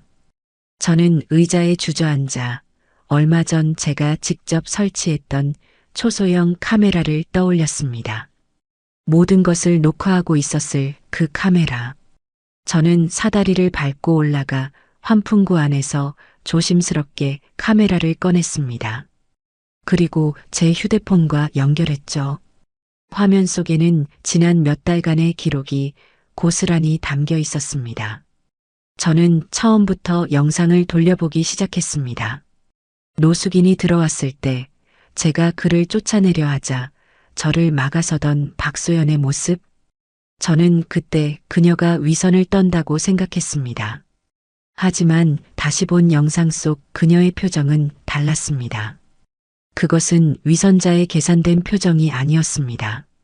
자신처럼 세상의 끝에 내몰린 다른 존재에 대한 깊은 연민과 공감이 스치듯 지나가는 고단하고 지친 사람의 얼굴이었습니다. 아이가 아이스크림을 떨어뜨리고 울 때의 영상도 다시 보았습니다. 망설임 없이 편의점으로 달려가 아이스크림을 사주던 그녀의 모습, 애들은 다 울면서 크는 거죠라며 퉁명스럽게 말하던 그 목소리. 저는 이제 그 말의 진짜 의미를 알 것 같았습니다. 그것은 퉁명스러움이 아니라 나도 그렇게 울면서 커왔단다라는 그녀 자신에게, 그리고 세상의 모든 약한 존재들에게 보내는 위로이자 독백이었을 겁니다. 저는 영상을 보며 소리 없이 눈물을 흘렸습니다. 그녀는 꾸준히 일관되게 자신의 선함을 드러내 보였습니다. 하지만 저는 제 편견과 오만이라는 색안경을 끼고 그 모든 신호를 애써 무시하고 외면했던 겁니다. 저는 카메라를 끄고 어둠이 내린 가게 안에 홀로 앉아 제 아들 경태를 기다렸습니다. 이제 곧 제 인생에서 가장 치욕스럽고 가장 고통스러운 고백의 시간이 다가오고 있었습니다. 제 아들에게 제가 얼마나 어리석고 잔인한 아버지였는지를 전부 털어놓아야만 했습니다. 얼마나 지났을까 가게 앞에 고급 세단 한 대가 멈춰서는 소리가 들렸습니다. 곧이어 어리둥절한 표정의 경태가 낡은 횟집 문을 열고 안으로 들어섰습니다. 아들은 가게의 허름한 내부와 작업복 차림으로 초점 없이 앉아있는 저를 번갈아 보며 도저히 상황을 이해할 수 없다는 얼굴로 물었습니다. 아버지, 여기가 어쩐 일이세요? 여긴 소연 씨가 말했던 그 횟집인데 아버지가 왜 이런 모습으로 여기에? 저는 차마 아들의 얼굴을 마주 볼 수가 없어서 고개를 푹 숙인 채 입을 열었습니다. 목소리가 형편없이 떨리고 갈라져 나왔습니다. 앉거라, 경태야. 내가 너에게 아주 긴 이야기를 해주어야겠다. 내 평생의 가장 큰 잘못에 대한 이야기다. 경태는 제 심상치 않은 분위기에 아무 말 없이 맞은편 의자에 앉았습니다. 저는 어디서부터 어떻게 말을 시작해야 할지 몰라 한참을 망설였습니다. 그리고 마침내 제 모든 치부를 드러내기로 결심하고 입을 열었죠. 사실 이 가게 주인 나다. 네, 아버지, 그게 무슨... 처음부터 내가 너를 속였다. 나는 박소연이라는 여자를 믿을 수가 없었다. 너는 너무 순진하고 세상에는 너의 그 순진함을 이용하려는 사람들로 가득하니까. 그래서 내 눈으로 직접 확인하고 싶었다. 내 아들의 여자가 과연 어떤 사람인지. 저는 모든 것을 털어놓았습니다. 박소연을 시험하기 위해 일부러 이 허름한 횟집을 차린 이야기, 가난하고 불친절한 주인 행세를 하며 그녀를 자극했던 일들, 그녀의 모든 행동을 색안경을 끼고 바라보며 그녀가 속물이라고 단정지었던 과정, 심지어 그녀의 뒤를 밟기 위해 흥신소까지 고용했던 파렴치한 제 행동까지. 그리고 마지막으로 오늘 오후 시립병원에서 제 눈으로 직접 목격한 그 참혹하고도 숭고한 진실에 대해서도요. 제 이야기가 길어질수록 경태의 얼굴은 충격과 불신, 슬픔으로 일그러져 갔습니다. 자신의 아버지가 그런 끔찍한 일을 꾸몄다는 것에 대한 충격, 그리고 그보다 더 큰 자신이 사랑하는 여자가 홀로 감당해야 했을 그 엄청난 고통에 대한 미안함과 죄책감. 소연 씨가 혼자서 그 모든 걸 어머님이 위독하시다는 건 알고 있었지만 이 정도일 줄은 몰랐어요. 저는 아무것도 모르고 매일같이 비싼 레스토랑에 데려가고 철없이 선물을 안겨주고 그럴 때마다 소연 씨 속은 얼마나 타들어갔을까요? 저는 정말 나쁜 놈입니다, 아버지. 경태는 얼굴을 감싸 쥔 채 흐느끼기 시작했습니다. 아들의 그 모습을 보니 제 가슴은 정말 갈기갈기 찢어지는 것 같았습니다. 제 어리석은 의심이 제 아들과 박소연 두 사람 모두에게 씻을 수 없는 상처를 남기고 만 것이었습니다. 바로 그때였습니다. 마치 운명의 장난처럼 딸랑 하는 소리와 함께 가게 문이 열렸습니다. 저희 두 사람이 동시에 고개를 들었고 그곳에는 병원에서 막 돌아온 듯 헬쑥하고 위태로운 모습의 박소연이 서 있었습니다. 그녀는 아마도 자신이 두고 간 지갑을 찾으러 온 것이었겠죠. 그녀는 가게 안에 앉아 있는 경태와 그리고 그 맞은편에 작업복 차림으로 앉아 있는 저를 보고 그 자리에 얼어붙고 말았습니다. 가게 안에는 숨막히는 침묵이 흘렀습니다. 박소연은 눈앞의 상황을 이해하려 애쓰는 듯 저와 경태를 번갈아 쳐다보았습니다. 경태는 자리에서 벌떡 일어나 그녀에게 다가가려 했지만 제가 손짓으로 막았습니다. 이 매듭은 제가 직접 풀어야만 했습니다. 저는 자리에서 일어나 박소연에게로 천천히 걸어갔습니다. 그리고 그녀의 몇 걸음 앞에서 저는 제 평생 단 한 번도 누구에게 해본 적 없던 행동을 했습니다. 저는 허리를 굽혀 그녀에게 깊고 아주 깊은 사죄의 절을 올렸습니다. 내가 정말 미안하네. 용서받지 못할 죄를 지었어. 고개를 들자 박소연은 여전히 충격에서 벗어나지 못한 채 저를 바라보고 있었습니다. 저는 제 입으로 이 모든 잔인한 연극의 진실을 밝혀야만 했습니다. 내가 경태 애비일세. 자네를 시험하겠다고 이런 비겁하고 졸렬한 짓을 꾸민 장본인이야. 제 입에서 나온 말을 그녀가 이해하는 데는 그리 오랜 시간이 걸리지 않았습니다. 그녀의 창백했던 얼굴이 순식간에 새하얗게 질려갔습니다. 그동안 가게에서 겪었던 모든 수모와 모욕, 저의 비아냥거림과 냉대, 그 모든 것이 자신을 시험하기 위한 계획된 행동이었다는 사실을 깨달은 그녀의 눈에서 이내 굵은 눈물방울이 쉴 새 없이 흘러내리기 시작했습니다. 그녀는 아무 말도 하지 않았습니다. 그저 소리 없이 눈물만 흘렸죠. 그 침묵이 그 어떤 비난과 원망보다도 더 제 심장을 아프게 찔렀습니다. 소연 씨, 더 이상 참지 못한 경태가 그녀에게 달려가 위태롭게 서 있는 그녀의 몸을 부축하며 끌어안았습니다. 미안해요. 정말 미안해요. 내가 너무 무심했어요. 내가 더 일찍 알았어야 했는데 혼자서 얼마나 힘들었어요. 경태의 품에 안긴 박소연은 그제야 참고 있던 모든 서름을 터뜨리듯 오열하기 시작했습니다. 그동안 홀로 버텨왔던 그 모든 시간의 무게가 어머니에 대한 걱정과 세상에 대한 원망이 하나의 거대한 울음이 되어 터져 나왔습니다. 저도 죄송해요. 제가 너무 무례하게 굴었어요. 매일매일이 지옥 같아서 그렇게라도 하지 않으면 제가 먼저 무너져 버릴 것 같아서 그래서 그랬어요. 죄송합니다. 그녀는 울면서도 오히려 저에게 사과를 했습니다. 그 말에 저는 정말이지 땅으로 꺼져버리고 싶은 심정이었습니다.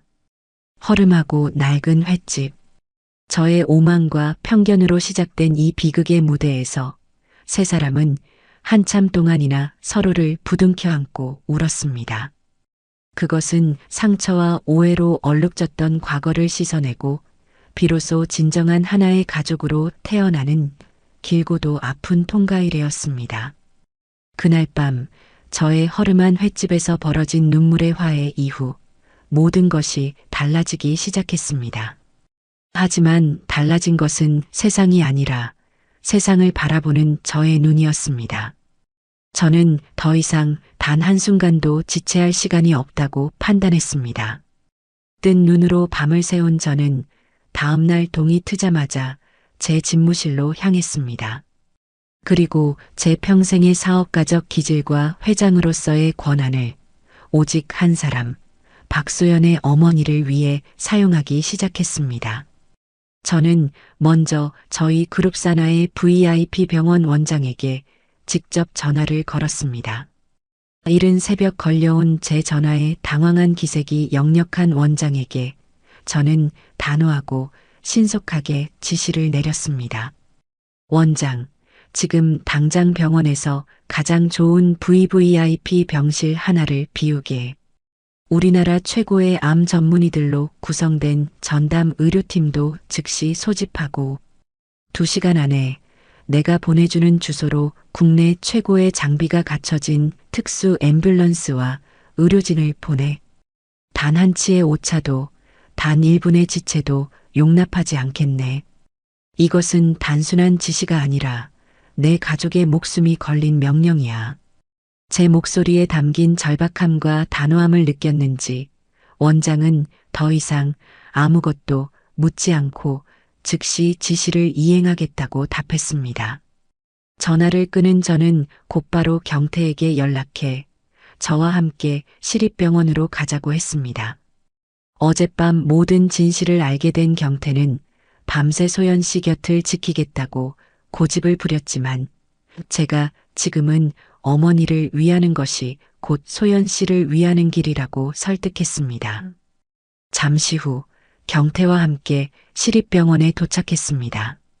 복도 의자에서 잠이 든 경태의 어깨에 기댄 채 뜬 눈으로 밤을 새운 박소연의 얼굴은 말이 아니었지만 저희를 보자 희미하게 웃어 보였습니다. 어제와는 다른 아주 작은 안도감이 깃든 미소였습니다. 저는 그런 그녀에게 다가가 조심스럽게 입을 열었습니다. 밤새 힘들었지? 이제 괜찮다. 이제부터는 우리가 함께 할 테니 아버님, 어머님을 더 좋은 곳으로 옮겨드리려고 하네. 내가 아는 최고의 의사들이 이미 모든 준비를 마치고 기다리고 있어. 그러니 아무 걱정 말고 이제부터는 전문가들에게 맡기자꾸나. 제 말에 박소연은 놀란 눈으로 저를 바라보았습니다. 그녀의 눈빛에는 감사함과 함께 어쩔 수 없는 미안함과 걱정이 뒤섞여 있었습니다. 하지만 아버님, 저희는 그럴 형편이 이렇게 큰 신세를 져도 될지 모르겠습니다. 저는 그녀의 어깨를 가만히 감싸 안으며 나지막하지만 단호한 목소리로 말했습니다. 소연아, 다시 한번 말하지만 이제부터는 너 혼자가 아니야. 어머님은 더 이상 너만의 어머니가 아니라 우리 모두의 어머님이시네. 그리고 이건 신세가 아니라 가족으로서 당연히 해야 할 도리다. 그러니 너는 아무것도 걱정하지 말고 오직 어머님 곁에서 힘이 되어드리는 것만 생각하렴. 아비로서 내가 너에게 해주고 싶은 첫 번째 선물이다. 제 진심이 전해졌는지 그녀는 더 이상 거절하지 않고 조용히 고개를 끄덕였습니다. 그녀의 눈가에 투명한 눈물방울이 맺혔지만 그것은 어제의 절망의 눈물이 아닌 희망과 감사의 눈물이었습니다. 잠시 후 병원 복도 저편에서 제가 보낸 최신 구급 장비가 갖춰진 특수 앰뷸런스와 하얀 가운을 입은 의료진들이 도착했습니다. 그들의 일사불란하고 전문적인 모습은 시립병원의 풍경과는 너무나도 대조적이었습니다. 박소연의 어머니는 시립병원의 낡은 침대에서 국내 최고의 시설을 갖춘 VIP 병실로 조심스럽게 옮겨졌습니다. 햇살이 가득 들어오는 넓고 쾌적한 1인실, 24시간 내내 최고의 간호를 받을 수 있는 그곳에서 비로소 박소연은 잠시나마 시름을 내려놓고 안도의 한숨을 내쉴 수 있었습니다. 어머니가 평화롭게 잠든 모습을 확인한 뒤 저는 소연이와 경태를 병원 내의 작은 카페로 데려갔습니다. 그리고 따뜻한 차 한 잔을 건네며 저는 그녀에게 두 번째 선물을 내밀었습니다. 소연아, 당분간 회사는 나가지 말거라. 내가 이미 자네 회사 대표에게는 이야기를 다 해두었다. 무기한 유급 휴가를 줄 것이고 자네가 돌아오고 싶을 때 언제든 돌아올 수 있도록 조치해 두었네.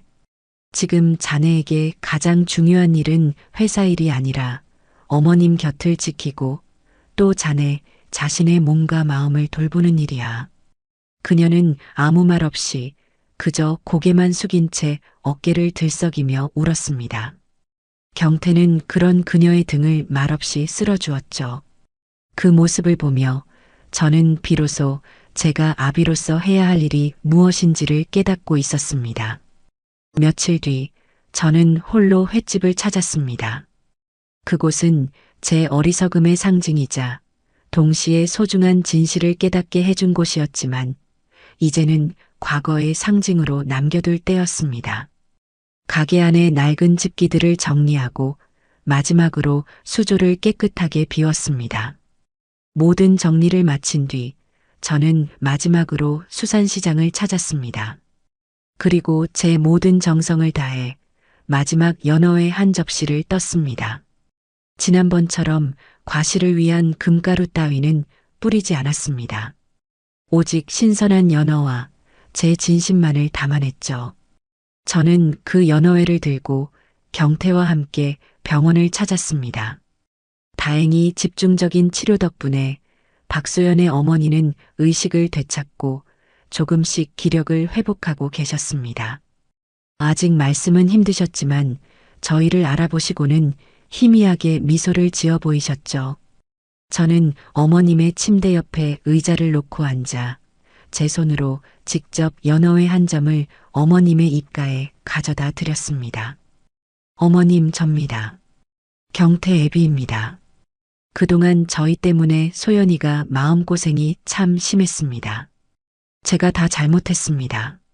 앞으로는 제가 저희가 소연이와 어머님의 든든한 버팀목이 되어드리겠습니다. 그러니 어머님께서도 어서 기운 차리시고 저희 아이들 결혼하는 모습도 보셔야지요.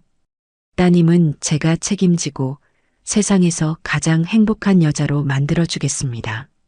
제 진심 어린 약속에 어머님의 눈가에 조용히 눈물이 흘러내렸습니다. 그리고 제 손을 힘겹게 붙잡아 주셨죠. 그 따뜻한 온기에 저 역시 코끝이 시큰해졌습니다. 그로부터 몇 달의 시간이 흘렀습니다. 기적처럼 박소연의 어머니는 눈에 띄게 건강을 회복하셨습니다. 완쾌는 아니었지만 함께 산책을 할 수 있을 정도로 기력을 되찾으셨죠. 저희는 더 이상 결혼식을 미룰 이유가 없었습니다. 제 아내와 박소연 그리고 기력을 되찾으신 안사돈까지 네 사람이 함께 행복하게 결혼 준비를 시작했습니다. 제 아내는 마치 친딸이 생긴 것처럼 소연이를 살뜰히 챙겼고 두 분 안사돈께서는 금세 둘도 없는 친구처럼 가까워지셨습니다. 그리고 마침내 따스한 햇살이 내리쬐는 어느 봄날 경태와 박소연의 결혼식이 열렸습니다. 저희는 세간의 이목을 끄는 화려한 결혼식 대신 양가 가족과 가까운 지인들만 초대하여 작고 소박한 가든 웨딩을 올렸습니다. 하얀 웨딩드레스를 입은 박소연의 모습은 눈이 부시게 아름다웠고 휠체어에 앉아 그 모습을 지켜보시는 안사돈의 얼굴에는 행복한 미소가 가득했습니다. 결혼식이 끝나고 피로연이 한창일 때였습니다. 박소연이 조용히 제게 다가와 샴페인 잔을 건넸습니다. 아버님, 이제는 그녀의 입에서 너무나도 자연스럽게 나오는 그 호칭에 저는 따뜻한 미소로 화답했습니다. 그래, 내 딸아. 정말 감사드립니다. 아버님께서 베풀어 주신 모든 것들 평생 잊지 않고 갚으며 살겠습니다. 갚을 생각일랑 하덜 말거라. 그 대신 우리 경태 옆에서 지금처럼 예쁘게 웃으며 행복하게 살아주면 나는 그것으로 충분하다. 제 말에 그녀는 잠시 눈시울이 붉어지는 듯 하더니 이내 환하게 웃으며 제게 작은 목소리로 속삭였습니다. 사실은요, 아버님. 저희 엄마께서 그러시더라고요. 아버님께서 병실에 오셔서 손수 연어회를 떠먹여 주시던 날 돌아가신 아빠가 하늘에서 보내주신 분 같았다고요. 저에게도 그래요. 진짜 아버지가 되어주셔서 감사해요. 그 한마디에 지난 모든 시간의 아픔과 오해가 눈 녹듯 사라지는 기분이었습니다. 저는 의심으로 시작된 잔인한 시험을 통해 세상 가장 귀한 보석 같은 딸을 얻었습니다. 제가 그녀를 시험했던 것이 아니라 어쩌면 신께서 그녀를 통해 저의 오만함을 시험하셨던 건지도 모르겠습니다. 그리고 저는 그 시험을 통해 돈이나 명예보다 더 소중한 진정한 가족의 의미를 배우게 되었습니다. 제 인생에서 가장 값지고 가장 만족스러운 거래였습니다. 저는 제 옆에서 환하게 웃고 있는 아들 내외와 행복한 표정의 아내, 그리고 안사돈을 바라보며 조용히 샴페인 잔을 들어 올렸습니다. 더 이상 바랄 것이 없는 완벽한 봄날이었습니다. 경태와 소연이의 결혼식이 끝나고 꿈 같은 1년이라는 시간이 흘렀습니다. 기적처럼 건강을 되찾으셨던 안사돈께서는 따님의 가장 행복한 모습을 눈에 담으신 뒤 봄소풍을 가득 편안하게 눈을 감으셨습니다. 슬픔이 컸지만 저희는 모두 알고 있었습니다. 어머님께서 마지막 1년을 세상 누구보다 행복하게 보내셨다는 것을요. 소연이는 며칠간 슬픔에 잠겼지만 이내 씩씩하게 털고 일어났습니다. 슬퍼하기보다는 어머님께서 주신 마지막 행복의 시간들을 가슴에 품고 더 열심히 살아가야 한다고 다짐하는 듯 보였죠. 소연이는 저희 집안의 완벽한 며느리이자 딸이었습니다. 타고난 디자인 감각을 살려 저희 본가의 인테리어를 따뜻하고 세련되게 바꾸어 놓았고 제 아내와는 친자매처럼 쇼핑을 다니며 즐겁게 지냈습니다. 경태는 소연이를 만난 이후 더욱 어른스럽고 듬직한 남자로 성장했죠.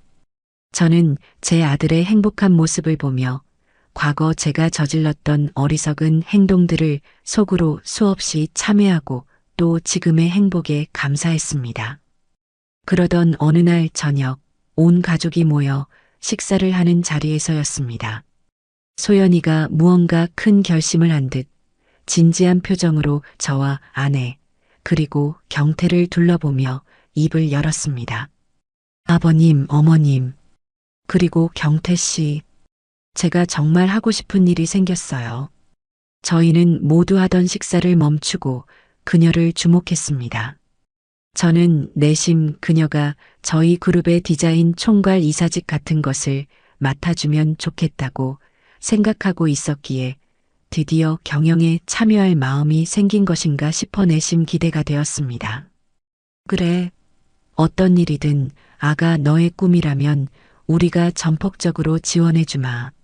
말해보거라. 제 말에 그녀는 심호흡을 한번 하더니 전혀 예상치 못한 대답을 내놓았습니다. 저 작은 횟집을 하나 차리고 싶어요. 순간 식탁에는 정적이 흘렀습니다. 저와 아내, 경태 모두 너무나도 뜻밖의 말에 할 말을 잃었죠. 저는 저도 모르게 되물었습니다. 횟집이라고? 그게 무슨 말이냐? 갑자기 왜 횟집을? 네. 그냥 평범한 횟집이 아니라 정말 따뜻하고 정직한 그런 가게를 만들고 싶어요. 저는 순간 혼란스러웠습니다. 횟집. 그 단어는 제게 끔찍한 과거의 기억을 떠올리게 하는 단어였습니다. 제가 그녀에게 저질렀던 만행의 무대, 그녀에게는 평생의 상처로 남았을 그 공간을 왜 스스로 다시 만들려 하는 것일까? 저는 걱정스러운 마음에 반대하고 나섰습니다. 소연아, 그건 안 된다. 횟집 운영이 얼마나 고되고 힘든 일인지 너는 모른다. 새벽에 시장에 나가야 하고 하루 종일 비린내와 싸워야 하고 손님들 비위 맞추는 것도 보통 일이 아니야. 너는 재능 있는 디자이너잖니. 우리 그룹에서 너의 재능을 마음껏 펼칠 수 있도록 내가 모든 지원을 해줄 수 있다. 왜 굳이 그런 험한 일을? 제 말은 진심이었습니다. 제 딸 같은 며느리가 고생길을 걷겠다고 하니 아버지로서 덜컥 겁이 났던 겁니다. 하지만 제 걱정스러운 시선에도 소연이의 눈빛은 그 어느 때보다 단단하고 확고했습니다. 아버님, 저를 걱정하시는 마음 누구보다 잘 알아요. 정말 감사드려요. 하지만 이건 그냥 충동적인 결정이 아니에요. 오랫동안 생각해왔어요. 그녀는 차분하게 자신의 계획을 설명하기 시작했습니다. 제가 과거에 아버님의 가게를 드나들었던 건 아시다시피 저희 엄마 때문이었어요. 아무것도 드시지 못하던 엄마가 유일하게 드시던 음식. 그때 그 연어의 한 접시는 저와 엄마에게 단순한 음식이 아니라 생명을 이어주는 끈이자 희망이었어요. 저는 그때 깨달았어요. 정성이 담긴 음식 한 접시가 한 사람의 인생에 얼마나 큰 위로가 될 수 있는지를요. 그녀의 목소리가 살짝 떨렸지만 이내 더욱 단단해졌습니다. 저는 그런 가게를 만들고 싶어요. 저처럼 절박한 사람이 아니더라도 지치고 힘든 하루를 보낸 사람들이 찾아와서 맛있는 음식 한 접시에 위로를 받고 돌아갈 수 있는 그런 곳이요. 돌아가신 저희 엄마를 기리는 저만의 방법이기도 하고요. 제가 직접 가게를 디자인하고 메뉴 하나하나에 이야기를 담아서 세상에서 가장 따뜻한 공간을 만들고 싶어요.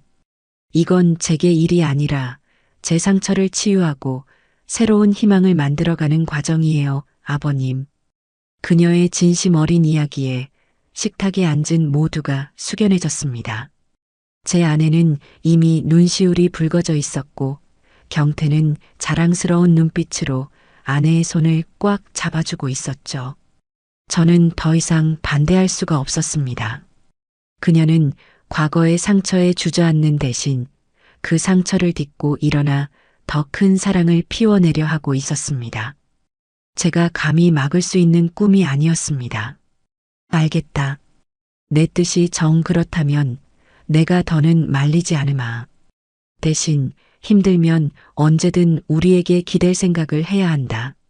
알겠느냐? 네, 아버님. 정말 감사드려요. 그렇게 박소연의 새로운 꿈이 시작되었습니다. 하지만 저는 여전히 마음 한구석의 걱정을 완전히 떨쳐낼 수가 없었습니다. 그녀의 뜻은 숭고했지만 현실은 냉혹한 법이니까요. 저는 그녀가 현실의 벽에 부딪혀 상처받지 않기를 간절히 바랄 뿐이었습니다. 소연이는 다음 날부터 곧바로 자신의 꿈을 실행에 옮기기 시작했습니다. 그녀는 저희의 경제적 지원을 정중히 거절하고 자신이 그동안 모아온 돈과 퇴직금 그리고 어머니가 남겨주신 약간의 유산을 합쳐 가게를 열겠다고 선언했습니다. 경태가 사업 자금을 대주겠다고 나섰지만 이건 온전히 나의 힘으로 이뤄내고 싶어. 당신은 내 옆에서 응원해 주는 것만으로도 충분해라며 남편의 도움까지 마다하더군요. 저는 그 당찬 모습이 대견하면서도 한편으로는 불안한 마음을 감출 수가 없었습니다. 그녀는 낮에는 건축사무소의 친구와 함께 가게 자리를 보러 다니고 밤에는 거실에 커다란 설계도를 펼쳐놓고 가게 인테리어를 구상했습니다. 그녀의 얼굴에는 피곤한 기색이 역력했지만 눈은 그 어느 때보다 반짝이고 있었습니다. 하지만 현실의 벽은 생각보다 높았습니다. 그녀의 소박한 예산으로는 마음에 드는 가게 자리를 구하기가 하늘의 별 따기였고 무엇보다 그녀의 따뜻한 비전을 함께 실현해줄 실력 있고 정직한 주방장을 구하는 것이 가장 큰 문제였습니다. 요즘 실력 있는 셰프들은 전부 비싼 오마카세 식당으로만 가려고 해서요. 제 작은 가게의 철학에 공감해주는 분을 찾기가 너무 힘드네요. 밤늦게 지쳐서 돌아온 소연이가 힘없이 푸념하는 모습을 지켜보며 제 마음은 타들어가는 것 같았습니다.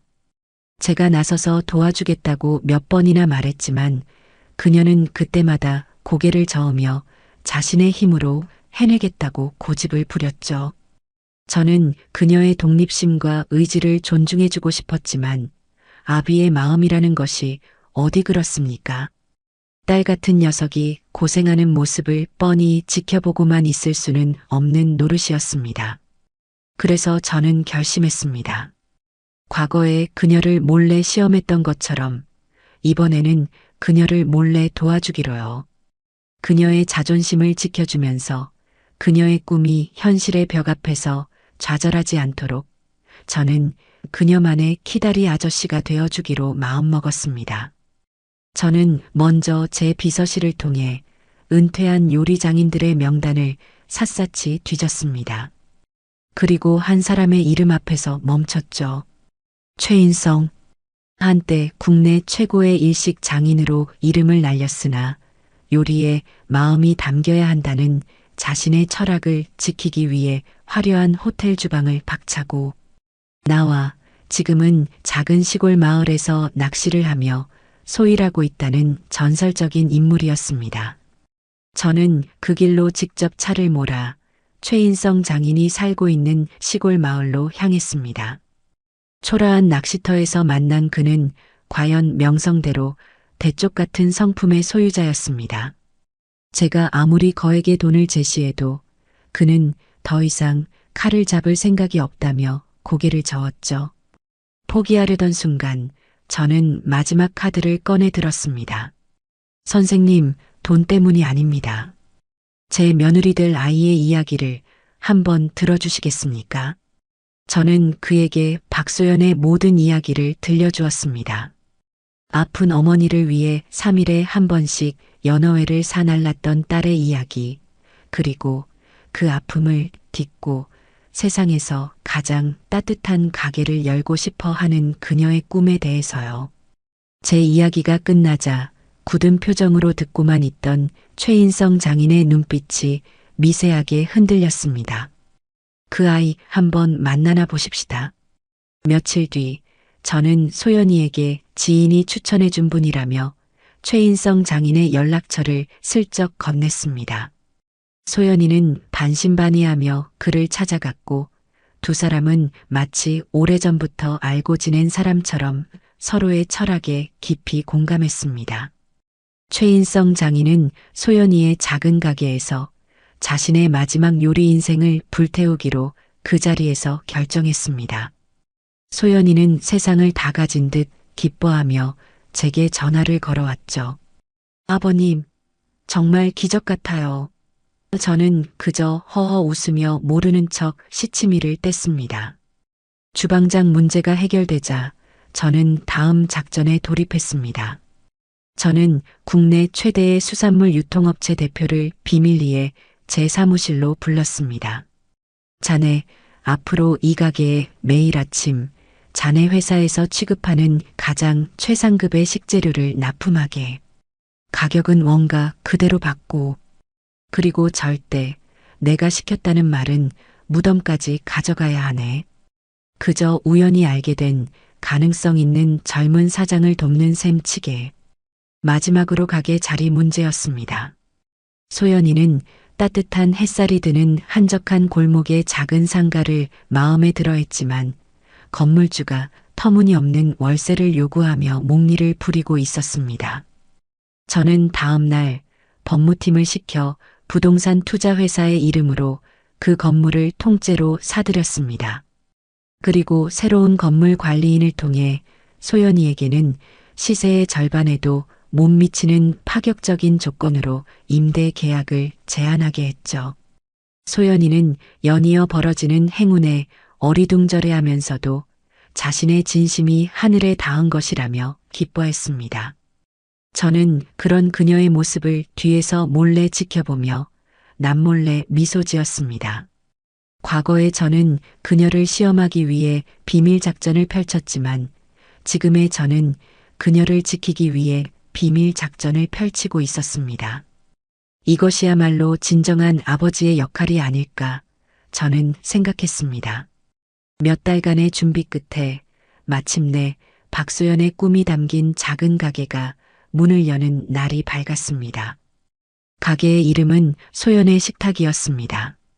그녀는 자신의 이름을 내거는 것이 곧 모든 음식에 자신의 진심을 담겠다는 약속과도 같다고 말했죠. 제가 처음 그녀를 만났던 허름하고 음침했던 횟집과는 비교도 할 수 없을 만큼 가게 내부는 따뜻하고 정갈한 온기로 가득했습니다. 그녀가 직접 디자인한 내부는 원목과 부드러운 조명을 사용하여 마치 아늑한 가정집에 초대받은 듯한 느낌을 주었습니다. 벽에는 그녀가 직접 그린 연어 그림이 담긴 작은 액자가 걸려 있었죠. 그날 저녁 소연의 식탁의 첫 손님으로 저희 가족이 초대되었습니다. 저와 아내 그리고 경태는 가게의 가장 좋은 자리에 안내받았습니다. 잠시 후 깔끔한 유니폼을 차려입은 소연이가 환한 미소와 함께 저희 앞에 섰습니다. 예전에 까칠하고 위태로워 보이던 모습은 온데간데 없고 자신의 꿈을 이룬 사람만이 가질 수 있는 자신감과 행복이 그녀의 얼굴에 가득했습니다. 아버님, 어머님, 그리고 제 남편. 세상에서 가장 소중한 저의 첫 손님들을 위해 오늘 저희 가게의 첫 음식을 올립니다. 곧이어 최인성 장인이 직접 만든 요리들이 식탁 위에 펼쳐졌습니다. 그의 칼끝에서 탄생한 음식들은 단순한 회나 초밥이 아니었습니다. 하나하나에 장인의 오랜 연륜과 소연이의 따뜻한 마음이 담겨 있는 예술 작품과도 같았죠. 특히 제 앞에 놓인 연어회 한 접시는 제게 너무나도 많은 생각들을 하게 만들었습니다. 과거 제가 그녀의 인격을 시험하기 위해 성의 없이 내놓았던 그 연어회와 지금 제 딸이 된 그녀가 저를 위해 진심을 담아 내어놓은 이 연어회. 저는 말없이 연어회 한 점을 집어 입에 넣었습니다. 신선한 연어가 혀 위에서 부드럽게 녹아내리며 말로는 표현할 수 없는 깊은 감동이 밀려왔습니다. 맛있구나. 정말 내가 평생 먹어본 음식 중에 최고다. 제 칭찬에 소연이는 아이처럼 기뻐했습니다. 그날 저희는 음식 맛에 감탄하고 서로의 얼굴에 가득한 행복에 취하며 그 어느 때보다 따뜻한 저녁 식사를 즐겼습니다. 식사가 끝날 무렵 저희 외에 가게를 찾은 또 다른 손님이 있었습니다. 국내에서 가장 영향력 있고 또 깐깐하기로 소문난 음식 평론가였죠. 그는 우연히 길을 지나다 가게의 분위기가 마음에 들어왔다고 했습니다. 그는 최인성 장인을 단번에 알아보고는 놀라움을 금치 못했습니다. 아니, 최 장인께서 어찌 이런 누추한 곳에 대체 어떤 분이 장인님을 다시 칼 잡게 만드신 겁니까? 그의 질문에 주방에서 나온 최인성 장인은 대답 대신 잔을 들고 있던 저를 향해 가볍게 목례를 하며 미소를 지었습니다. 요리에 담긴 진심을 알아봐주는 아주 귀한 벗 한 분이 간곡히 청을 하셨다네. 한평생 딸의 사랑을 위해 헌신한 어머니의 이야기와 그 딸이 세상에 내놓고 싶어 하는 위로 한 접시의 가치를 말이야. 그 말에 모든 상황을 눈치챈 소연이가 놀란 눈으로 저를 바라보았습니다. 그녀의 눈에는 혹시 아버님이? 라는 물음과 함께 미안함과 고마움이 뒤섞인 복잡한 감정이 담겨 있었습니다. 저는 그저 말없이 잔을 들어 화답하며 따뜻한 미소를 지어 보였습니다. 더 이상 비밀로 할 필요도 비밀로 할 수도 없는 완벽한 공범 관계가 탄생하는 순간이었습니다. 그날 이후 소연의 식탁은 평론가의 극찬과 함께 금세 도시에서 가장 예약하기 힘든 식당 중 하나가 되었습니다. 사람들은 단순히 음식 맛 때문만이 아니라 그곳에 가면 왠지 모를 위로를 받고 돌아온다며 가게를 찾았죠. 소연이는 가게가 유명해진 뒤에도 초심을 잃지 않고 매일같이 찾아오는 손님 한 사람 한 사람에게 진심을 담은 음식을 대접했습니다. 저는 이제 종종 그 가게의 단골 손님이 되곤 합니다. 구석자리에 앉아 행복하게 일하는 녀석의 모습을 지켜보는 것이 제 인생의 새로운 낙이 되었죠. 저는 한때 이 허름한 횟집이라는 무대 위에서 한 여자의 인생을 멋대로 재단하고 시험하려 했습니다. 하지만 이제는 제 딸이 된 바로 그 여자가 소연의 식탁이라는 새로운 무대 위에서 상처받은 사람들의 마음을 치유하고 세상에 따뜻한 위로를 건네고 있습니다. 저는 깨달았어요. 제가 그녀를 시험했던 것이 아니라 어쩌면 신께서 그녀를 통해 저의 오만함을 시험하셨던 건지도 모르겠습니다. 그리고 저는 그 길고 아팠던 시험을 통해 돈이나 명예보다 더 소중한 진정한 가족의 의미를 배우게 되었습니다. 제 옆에서 환하게 웃고 있는 아들 내외와 행복한 표정의 아내, 그리고 하늘에서 저희를 지켜보고 계실 안사돈을 생각하며 저는 조용히 잔을 들어 올렸어요. 더 이상 바랄 것이 없는 완벽하고 충만한 인생입니다.